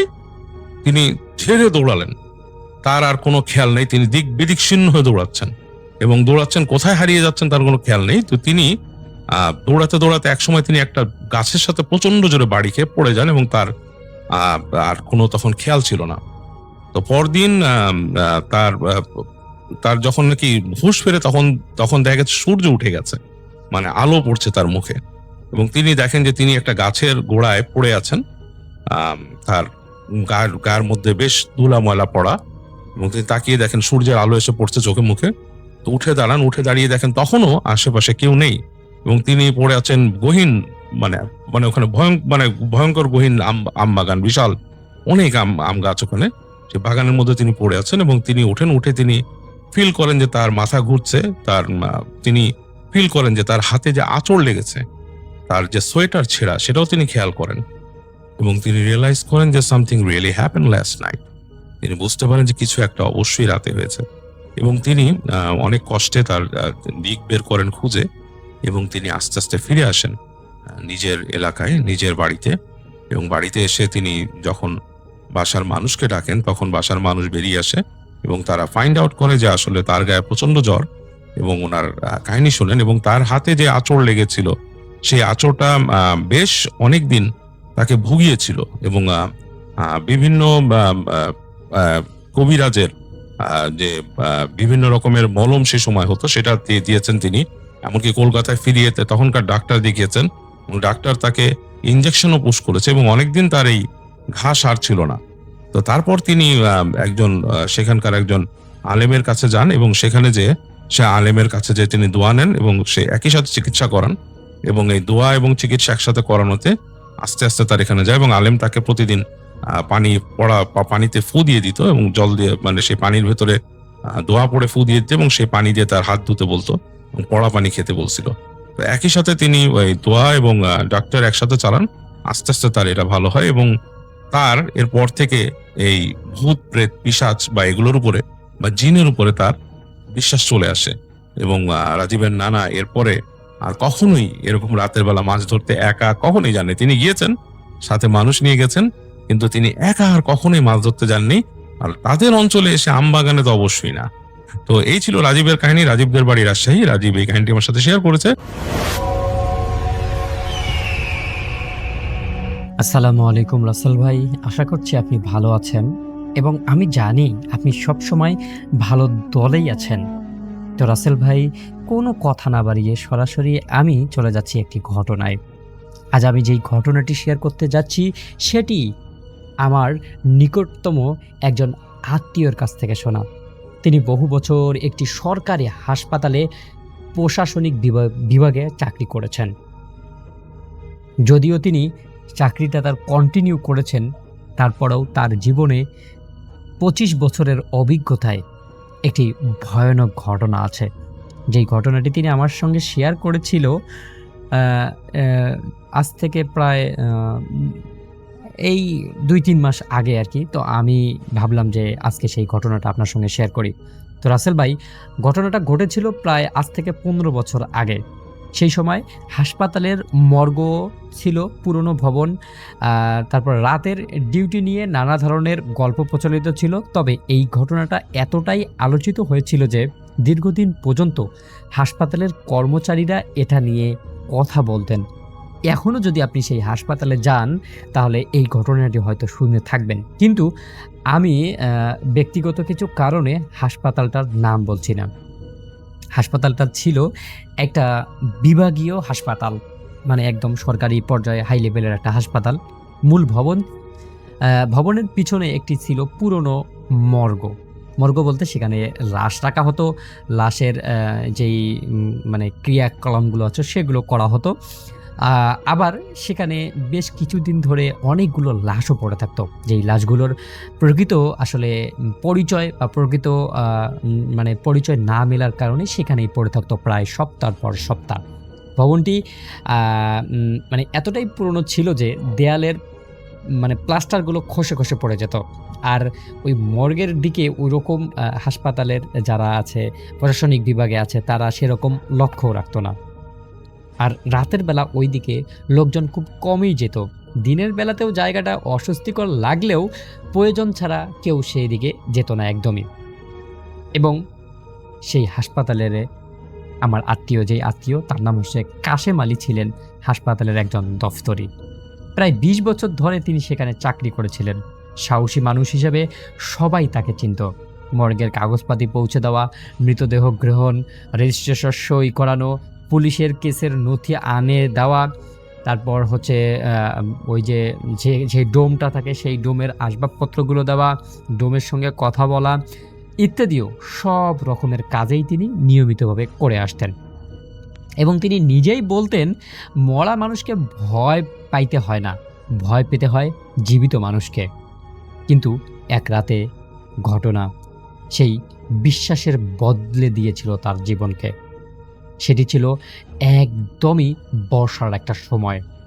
বৃষ্টি টপ টপ করে পড়ছে, আবার মাঝে মধ্যেই ভালো হয়ে যাচ্ছে। এক সন্ধ্যায় একটা সড়ক দুর্ঘটনায় একজন অজ্ঞাত পরিচয় ব্যক্তির লাশ আনা হয় কবরস্থানে। আসলে লাশ বলতে লোকটা জীবিতই ছিল, কিন্তু হাসপাতালে ঢোকার কিছুক্ষণ আগেই হয়তো মারা গিয়েছে। লাশটা হসপিটালে ঢোকার ৫-৭ মিনিট পরেই পুলিশে মামলা হয় এবং লাশটাকে মর্গে পাঠানো হয় যেন এই লাশটাকে ফরেনসিক টেস্ট করানো যায়। প্রথম দিন কেটে যায়, দ্বিতীয় দিনও কেটে যায় এবং তৃতীয় দিনও কেটে যায়, কিন্তু ওই লাশটিকে শনাক্ত করার মতো কেউ আসে না। পুলিশের মতো কাজ করে সেখান থেকে চলে যায়। এবং চতুর্থ দিনেও দিনটা একই অবস্থায় কেটে যায়। কিন্তু প্রায় রাত ১২টা, বাইরে টুপটুপ বৃষ্টি পড়ছে। কাশেম আলীকে জরুরি একটি নথি মর্গের দায়িত্বপ্রাপ্ত কর্মচারীর কাছে পৌঁছে দিতে বলা হয় যে এই কাগজটি এখনই সেখানে পৌঁছাতে হবে। কাশেম আলী বিরক্ত হলেও তিনি কাজের জন্য রওনা দেন। মর্গের সামনে পৌঁছে তিনি লক্ষ্য করেন প্রধান দরজাটা সামান্য খোলা। এটা অস্বাভাবিক ছিল, কারণ সাধারণত মর্গের দরজা সবসময় বদ্ধ রাখাই কথা, কারণ সেখানে আলো বা অন্ধকার বা সেখানে বিভিন্ন ধরনের ভয়ানক জিনিস থাকে যেটা দেখে মানুষ ভয় পেতে পারে। কারণ তিনি জানতেন যে এই দরজাটা কিন্তু সত্যি বদ্ধ রাখা উচিত। তারপর তিনি ভাবলেন যে হয়তো আমার এখানে আসার কথা ভাবে দরজাটা খোলাই রাখা আছে। এরপর তিনি আর কোনো কিছু চিন্তা না করে ধীরে ধীরে দরজা ঠেলে ভিতরে ঢুকে পড়লেন। ভিতরে অদ্ভুত রকমের একটা ঠান্ডা, সেটা সবাই জানে যারা মর্গের ভিতরে ঢুকেছে। মনে হচ্ছে যে আবহাওয়াটা বাইরের থেকে একটু বেশি ঠান্ডা। রাসেল ভাই, আমি আপনাকে বলছি যে বৃষ্টির দিন চলছে, কিন্তু বৃষ্টির দিন তো বাইরেতে এমনিতেই ঠান্ডা, কিন্তু তিনি যখন ওর ভিতরে ঢুকলেন তাকে আরও বেশি ঠান্ডা লাগছে। তিনি কর্মচারীকে ডাকলেন। কর্মচারী কোথাও ছিল না, কোনো উত্তরও আসলো না। তিনি আরও ভিতরে গিয়ে যেতেই তার চোখে পড়ল একটা লাশ রাখার স্টলের টলির দিকে। তারপর তিনি একদম সেটাকে দেখে থমকে দাঁড়ালেন। তিনি দেখলেন যেই অজ্ঞাত পরিচয়ের লাশটি ৩ দিন ধরে একই জায়গায় ছিল, সেটার উপরে সাদা কাপড়টা অর্ধেকটা মেঝের মধ্যে ঝুলে আছে। কাশেম আলী প্রথমে ভাবলেন হয়তো বিড়াল বা ইঁদুর টেনেছে, বা হয়তো বাতাস লেগে বা কোনো কারণে কাপড়টা অর্ধেকটা পড়ে গেছে। কিন্তু তারপর মুহূর্তেই তিনি দেখলেন লাশটার মাথার অবস্থান বদলে গেছে। যেদিকে মুখ ছিল সেই দিকে মুখটা নেই, মনে হচ্ছে কেউ ঘুরিয়ে দিয়েছে। আবার তার শরীরের অংশটা মনে হচ্ছে একটু অন্যদিকে ঘুরে গেছে। আবার মনে হচ্ছে যে লাশটা মারা যায়নি, লাশটা ঘুমিয়ে আছে। এই সব কিছু আলামত দেখে তার বুক ধরপড় করা শুরু করে। তবুও নিজেকে সামনে নিয়ে তিনি সামনের দিকে এগোলেন। ঠিক তখনই করিডোরের অন্য প্রান্ত থেকে মানে লোহার মধ্যে পড়ে গেছে কোনো একটা জিনিস, এরকম একটা শব্দ আসলো টাং করে। শব্দটা শুনে তিনি দ্রুত সেদিকে এগিয়ে যান, কিন্তু দেখলেন যে সেখানে কেউ ছিল না। আবার তিনি ফিরে এসে টলির দিকে তাকাতেই তার হাতে থাকা যে ফাইলটা ছিল সেই ফাইলটা মেঝেতে পড়ে যায় এবং তিনি দেখছেন এবার যেই লাশটা, অজ্ঞাত লাশটা ছিল, সেই লাশটার ডান হাত টলির থেকে বাইরের দিকে ঝুলে আছে। তিনি নিশ্চিত ছিলেন কয়েক সেকেন্ড আগেও হাতটি কাপড়ের নিচেই ছিল, কিন্তু এই হাতটা হঠাৎ করে বের হয়ে আসলো কেন? ভয়ে তিনি একদম মর্গ থেকে দৌড়ে বেরিয়ে বাইরে আসেন। এরপর আর তার সাথে কোনো ঘটনা ঘটেনি, কিন্তু পরদিন ঘটনাটাকে তিনি সবাইকে বলেন, কিন্তু এই ঘটনাটা সবাই শুনলেও কেউ বিশ্বাস করেনি।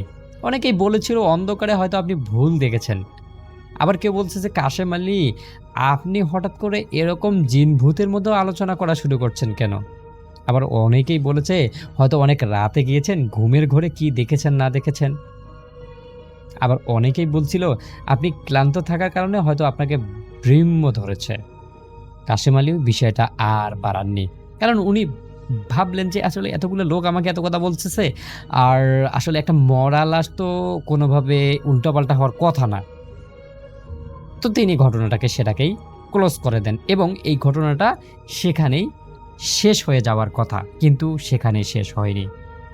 তার 4 দিন পরের রাতে ডিউটিতে থাকা এক নিরাপত্তা রক্ষী দাবি করেন তিনি মর্গের পিছনের জানালার সামনে একজন মানুষকে দাঁড়িয়ে থাকতে দেখেছেন। সাধারণত সেখানে কেউ যায় না, কখনো ভুল করে যায় না। তিনি ভাবছিলেন হয়তো মিত্রর আত্মীয়, কিন্তু কাছে যেয়ে তিনি বুঝতে পারেন সেখানে কেউ নেই, সেখানে কোনো কিছুই ছিল না, কোনো চিহ্নও নেই। ঘটনাটা সেখানেই শেষ হয়ে যায়। এর আরও 1 সপ্তাহ পর মর্গের সহকারী কর্মচারী রহিম আলী বলেন, আমি গভীর রাতে দরজার মানে করিডোরের মধ্যে 3 বার টোকানোর শব্দ শুনলাম, কেউ যেন আমাকে ডাকছে, এবং আমি তাড়াতাড়ি করে দরজাটা খুললাম, কিন্তু এপাশ ওপাশ ভালো করে লক্ষ্য করে দেখলাম যে সেখানে কেউ ছিল না। কিন্তু আবার তিনি ভিতরে ঢুকেন এবং ঢুকেই দেখতে পারেন যে ট্রলির একটা চাকা নিজে থেকেই কয়েক ফুট দূরে সরে গেছে। এবার হাসপাতালের কর্মচারীদের মধ্যে এই সব কিছু জিনিস যখন একে অন্যজনকে বলা বলি করে, তখন সবার মধ্যে একটা অস্থিতি ভাব ছড়িয়ে পড়ে। কেউ আর একা সেই মর্গের দিকে একদমই যেত না। রাতে ডিউটিতে 2 জন একসঙ্গে যেত, এরপর আবার একসঙ্গেই চলে আসতো, কিন্তু কোনোভাবেই তাদেরকে সেখানে আর একা একদমই পাঠানো যেত না। এর কয়েকদিন পর আবার পুলিশ আসে এবং অবশেষে ওই অজ্ঞাত পরিচয়ের লাশটির পরিচয় শনাক্ত করা হয়। জানা যায় লোকটির কোনো নিকটস্থ কোনো আত্মীয় ছিল না, দূরের এক আত্মীয় এসে লাশ গ্রহণ করে দাফন করবে। সবাই ভাবছিল ঘটনাটা হয়তো এখানেই শেষ হয়ে যাবে। সেই লোকটা আসলো, এসে লাশটাকে গ্রহণ করলো এবং লাশটাকে নিয়ে গিয়ে সঠিকভাবে নাকি দাফনও করা হয়েছিল। কিন্তু দাফনের রাতেই কাশেম আলী একটি দুঃস্বপ্ন দেখে বসেন। তিনি স্বপ্নে দেখেন সেই লোকটি হাসপাতালের করিডোরে দাঁড়িয়ে আছে, তারপর শুধু একটি কথা বলছে, আমাকে এখানে রেখে কেন চলে গিয়েছিলে? ঘুম ভাঙার পর তিনি প্রচণ্ডভাবে ঘামের মধ্যে ভিজে যান। এত বেশি ঘাম ছিল, তার স্ত্রী তাকে বলে, তোমার কি হয়েছে? হঠাৎ করেই তুমি এটা কি দেখছো? তিনি এই ঘটনাটা তার স্ত্রীর সঙ্গে শেয়ার করেন এবং হসপিটাল এসে তার সহকারীর সঙ্গেও ঘটনাটা শেয়ার করেন। এর কয়েক মাস পর আর কোনো অদ্ভুত ঘটনা ঘটেনি, কিন্তু আশ্চর্যের বিষয় হলো সেই ঘটনার পর কাশেম আলী আর কখনো রাতের বেলা একা সেই মর্গের দিকে যাননি। যেই লোকটা ছিল হাসপাতালের একদম সাহসী একজন মানুষ, যেই লোকটাকে রাত্রের বেলা কোনো কাজ বললে তিনি কখনো সেটাতে না করতেন না, সেই লোকটাই এখন সন্ধ্যার পরে আর ডিউটি করেন না। তিনি একটি কথা এখনো বলেন যে যেই মানুষটি ২০ বছর ধরে মানে নির্ভয়ে মৃতদেহের মানে কাজকর্ম করেছেন, সেই মানুষটি আসলে এই কথা বলেন যে সেদিন আমি যা দেখেছিলাম সেটা যদি ভুলও হয়ে থাকে তাহলে সেই ভুলটা আজও আমি ভুলতে পারিনি। আজও হাসপাতালের পুরনো কর্মচারীরা এই ঘটনাটা মনে করেন এবং যারা নতুন আসেন তাদেরকে শোনান। কেউ বিশ্বাস করেন না, কেউ আবার বিশ্বাস করে, কেউ বলে যে আসলে এরকম ঘটনাও ঘটেছিল নাকি, এরকম ঘটনা হয় নাকি। তবে কাশেম আলী মৃত্যুর আগে পর্যন্ত তিনি একই কথা বলে গেছেন, সেই রাতের মর্গে আমি কখনোই একা ছিলাম না, আমার সঙ্গে কেউ না কেউ একজন ছিল। রাসেল ভাই, ঘটনাটা আসলে জানি না কতটুকু সত্যি বা এই ঘটনাটা কি এমন হতে পারে কি না। যদিও ঘটনাটা আমি খুব একজন নিকটস্থ আত্মীয়র কাছ থেকে শুনেছি, অবিশ্বাস করার মতো কিছু নেই। এই ঘটনাটা শুনে আপনার কি মনে হচ্ছে, এবং যদি এই ঘটনাটা প্রচার হয়, প্রিয় লিসেনার্স আপনারা যদি শুনে থাকেন তাহলে অবশ্যই বলবেন যে আসলে এই ঘটনাটা কিভাবে সম্ভব। আপনাদের কি মনে হচ্ছে, আপনাদের নিজের একটা মতামত অবশ্যই জানিয়ে যাবেন। ঘটনাটি আজ থেকে প্রায় ৩০ বছর আগের। ঘটনাটি ঘটে রিফাতের ভাবির বাবা ও ভাবির মায়ের সাথে। ভাবির বাবার নাম ছিল মোস্তাফিজ এবং মায়ের নাম পারুল। মোস্তাফিজ সাহেব বিয়ে করার পর পারুল আন্টিকে নিয়ে ঢাকায় চলে যান চাকরির সূত্রে।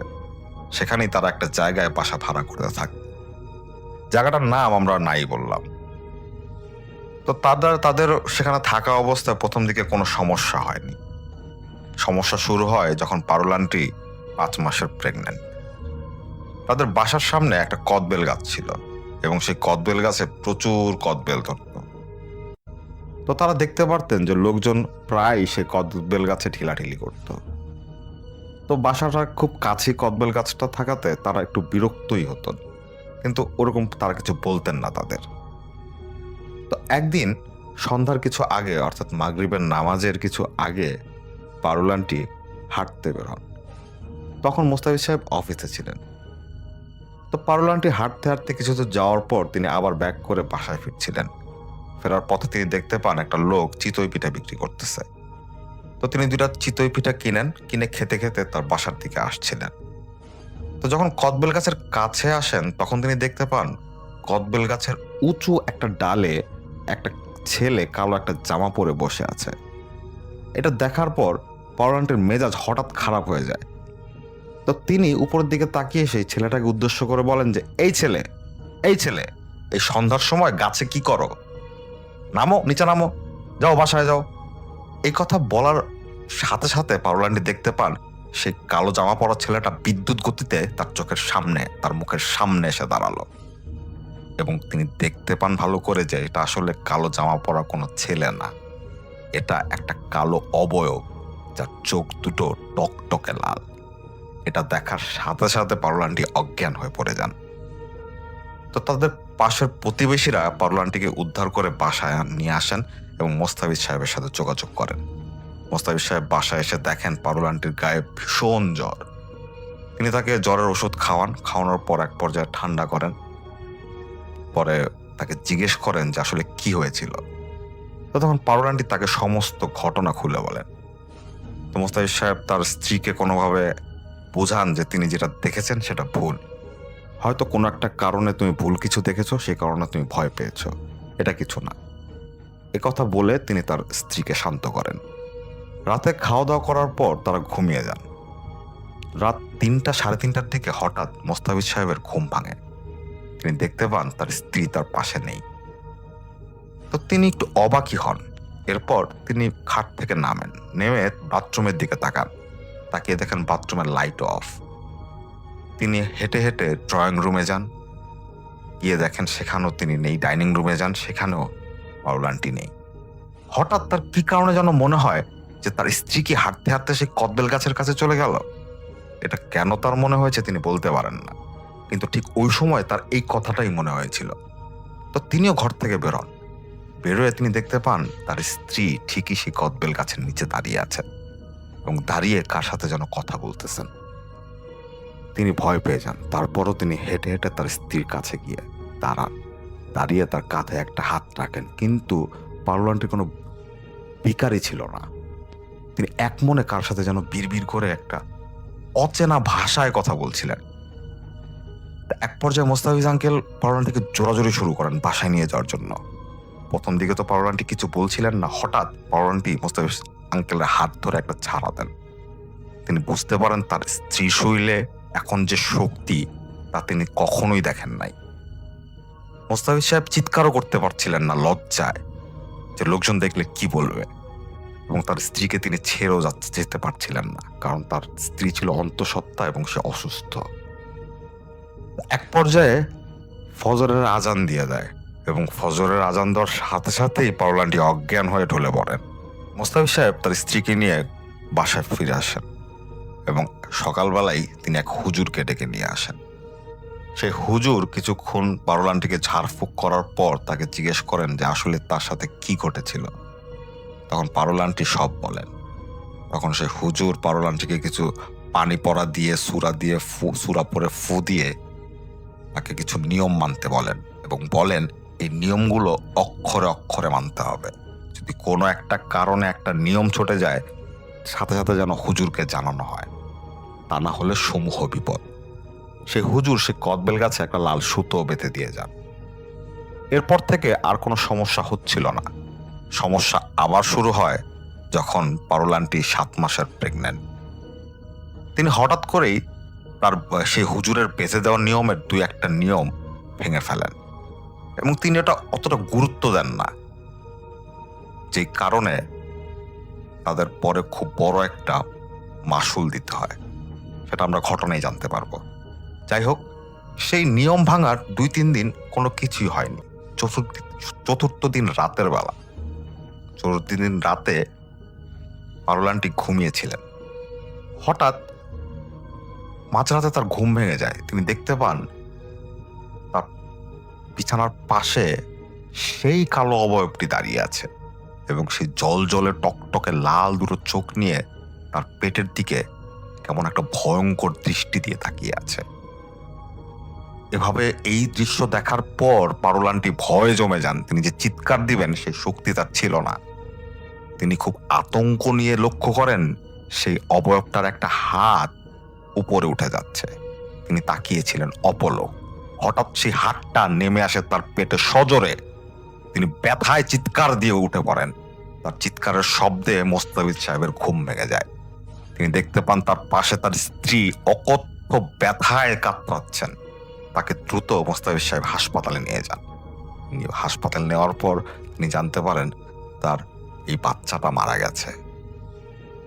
তারা খুবই মুষড়ে পড়েন। সন্তান হারানোর বেদনা একমাত্র বাবা মাই বুঝেন। যাই হোক, এরপর 3 বছর তারা সেখানে ছিলেন, আর কোনো সমস্যা হয়নি। পরে সে হুজুর আসে তাদের বাসায়, এসে তাদের আবারও কিছু সূরা পড়ে পানি পড়া দিয়ে ফু দিয়ে চলে যান এবং বলেন যে তিনি এটার একটা স্থায়ী সমাধান করেছেন। তো 3 বছর পর মোস্তাফিজ সাহেব ট্রান্সফার হয়ে চলে যান রাজবাড়িতে। এই রাজবাড়িতে তিনি অনেক বছর ছিলেন, প্রায় 20 বছরের মতো। যাই হোক, তো সেই রাজবাড়িতে ট্রান্সফার হয়ে যাওয়ার 2 বছর পর রাফির ভাবির জন্ম হয়।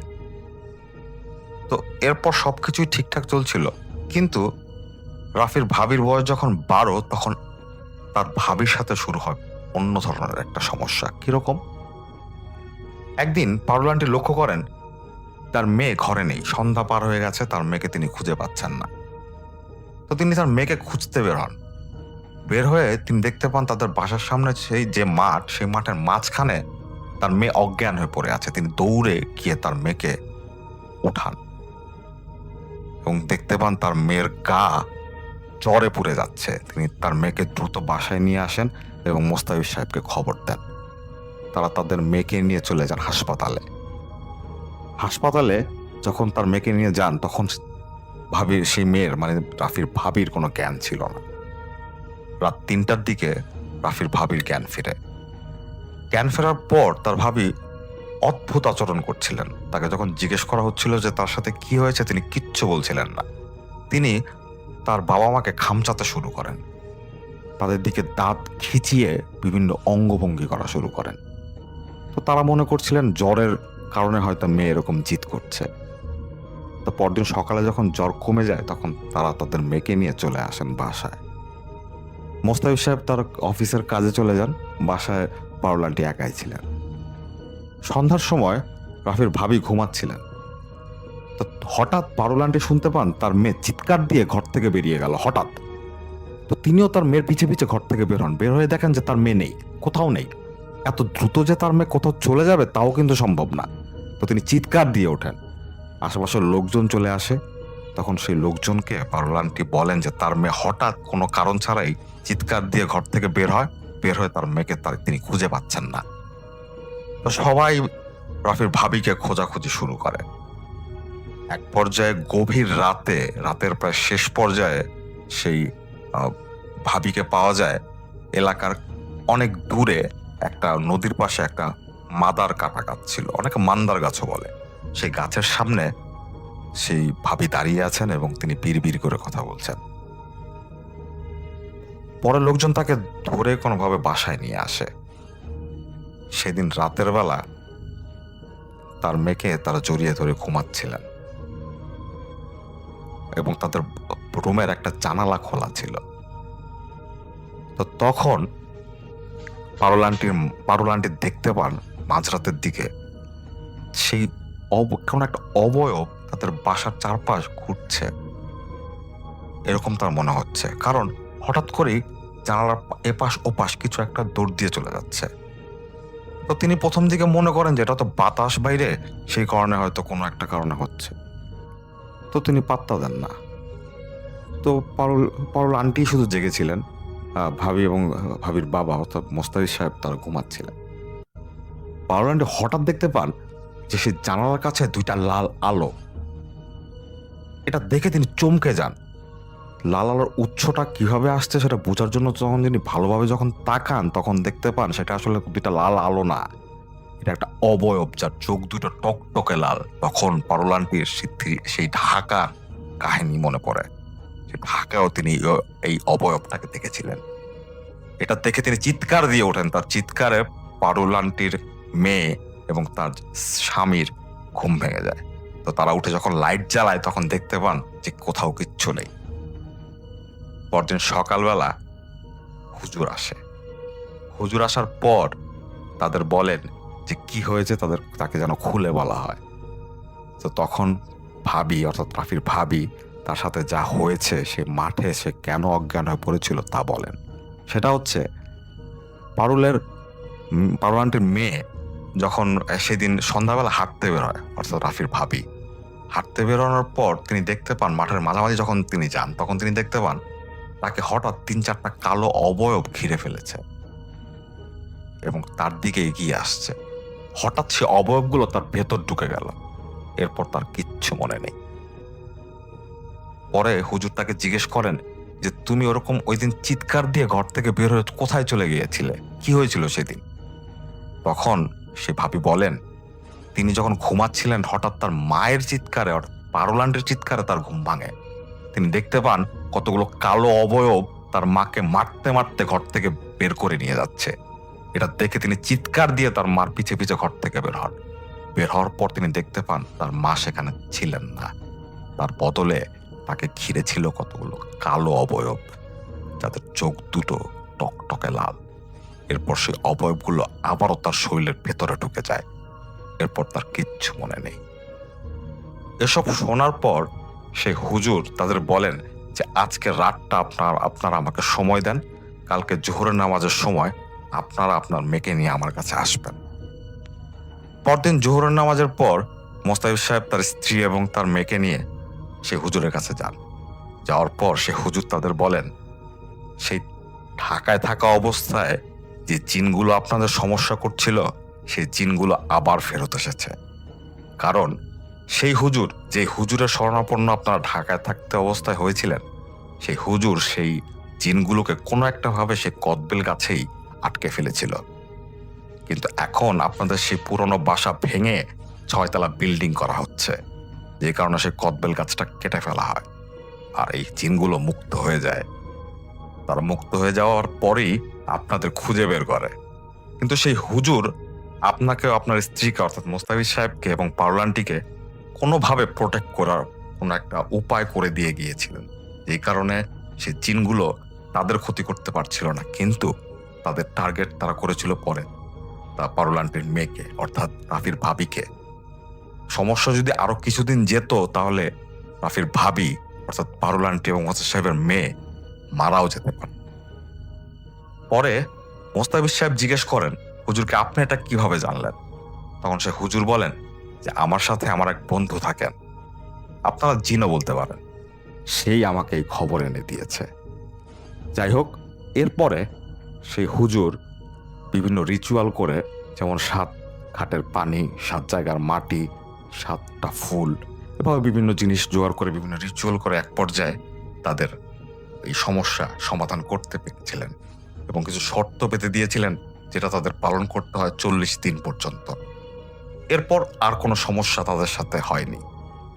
এটাই ছিল রিফাতুল ইসলাম রাফির ভাবির এবং তাদের ফ্যামিলিতে ঘটে যাওয়া একটা ঘটনা। আসসালামু আলাইকুম প্রিয় লিসেনার্স, এতক্ষণ থেকে আমি আপনাদেরকে অনেকগুলো ভয়ানক বাছাই করা সেরা ঘটনা শোনানোর চেষ্টা করেছি। এই ঘটনাগুলোর মধ্য থেকে কোন ঘটনাটি, কত মিনিটের ঘটনাটি, কত সেকেন্ডের ঘটনাটি আপনার কাছে সব থেকে বেশি ভয়ানক লেগেছে, কোন ঘটনাটি সব থেকে বেশি ইন্টারেস্টিং লেগেছে, কোন ঘটনাটি শুনে আপনার মনে হয়েছে যে এই ঘটনাটা আপনার সাথে রিলেটেড, আপনার পরিবারের কার সাথে রিলেটেড, নাকি আপনার গ্রামের সাথে রিলেটেড। যদি এমন কোনো ঘটনা আমাদের আজকের এপিসোডের কোনো একটি ঘটনা হয়ে থাকে, তাহলে সেই কোন ঘটনাটি সেটি কিন্তু জানিয়ে যাবেন আমাদের কমেন্ট সেকশনে। আর দর্শক, আমাদের আজকের এই এপিসোডের মাধ্যমে আমি আপনাদেরকে হাসপাতালের ঘটনা, অ্যাম্বুলেন্সের ঘটনা, মর্গের ঘটনা, লাশের ঘটনা, তারপর গ্রামের ঘটনা এবং সব থেকে যেটা আপনারা বেশি শুনতে চান সেটা হচ্ছে গ্রামের ভৌতিক ঘটনাগুলো, সেই ঘটনাগুলো কিন্তু আমি আজকের এই এপিসোডটির মাধ্যমে আপনাদেরকে শোনানোর চেষ্টা করেছি। যে ঘটনাগুলো আর যে রাসেল ভাই, আর যে আফরান ভাই, ডক্টর আলিফ, বাবু ভাই, আর যে শাফিন ভাই, আমি শাকিল আহমেদও বেশ কয়েকটি ঘটনা কিন্তু আপনাদের সঙ্গে শেয়ার করেছি। ঘটনাগুলো আপনাদের কাছে কেমন লাগলো সেটি কিন্তু অবশ্যই জানাতে বলবেন না। আর দর্শক, আপনাদের কাছে একটা রিকোয়েস্ট থাকবে, আপনাদের বন্ধু বান্ধব বা আপনাদের সিনিয়র জুনিয়র যারাই এরকম ভয়ানক ঘটনাগুলো পছন্দ করে, তাদের কাছে কিন্তু আমাদের এই চ্যানেলের ভিডিওগুলো শেয়ার করে দেবেন। কারণ আমাদের এই চ্যানেলটিতে প্রতিনিয়ত রাত 10টার সময় কিন্তু ভিডিও আপলোড করা হয় এবং আপনারা যদি আমাদের চ্যানেলটি ভিজিট করেন তাহলে দেখতে পারবেন আমাদের চ্যানেলের প্রত্যেকটা এপিসোড, প্রত্যেকটা ভিডিও, প্রত্যেকটা স্টোরি, প্রত্যেকটা ঘটনা কিন্তু অনেক বাছাই করা সেরা ভয়ানক ঘটনাগুলো আমি কিন্তু আপনাদের জন্য রেডি করি, শুধুমাত্র আপনাদের ভালোবাসা পাওয়ার জন্য। অবশ্যই আপনারা আপনাদের থেকে আমাকে সাপোর্ট করবেন এবং আমি চেষ্টা করব আপনারা যেই ঘটনাগুলো বেশি পছন্দ করেন, যেমন হাসপাতালের ঘটনা, মর্গের ঘটনা, অ্যাম্বুলেন্সের ঘটনা, বাসাবাড়ির ঘটনা এবং সব থেকে বেশি আপনারা যেটা পছন্দ করেন যে গ্রামের ঘটনা, আমি কিন্তু সেই ঘটনাগুলোই আপনাদেরকে প্রতিটি এপিসোডের মধ্যে যে কোনো একটি ঘটনা দেওয়ার চেষ্টা করি। তো প্রিয় লিসেনার্স, আজকে আর কথা বাড়াচ্ছি না, আজকে আর কোনো ঘটনাও আমি আপনাদেরকে শোনাবো না, এখন বিদায় নেওয়ার পালা। কিন্তু আবারও দেখা হচ্ছে আগামীকাল রাত ঠিক 10টার সময় ইনশাআল্লাহ। ততক্ষণ পর্যন্ত সবাই ভালো থাকবেন, সুস্থ থাকবেন। আপনাদের সবার মঙ্গল এবং সুস্বাস্থ্য কামনা করছি এবং আপনাদেরকে বলতে চাই আপনারা সবাই সুন্দর একটি সামাজিক সমাজে বসবাস করার চেষ্টা করবেন। আপনাদের সবার যাত্রা, আপনাদের সবার দোয়াগুলো আল্লাহ তাআলা কবুল করে নেক। সবার কাছে আমি আমার নিজের জন্য দোয়া চেয়ে বিদায় নিচ্ছি আজকের মতো, কিন্তু আবারও কালকে রাত 10টার সময় আপনাদের সঙ্গে দেখা হচ্ছে ইনশাআল্লাহ। সবাই ভালো থাকবেন, সুস্থ থাকবেন। আল্লাহ হাফেজ।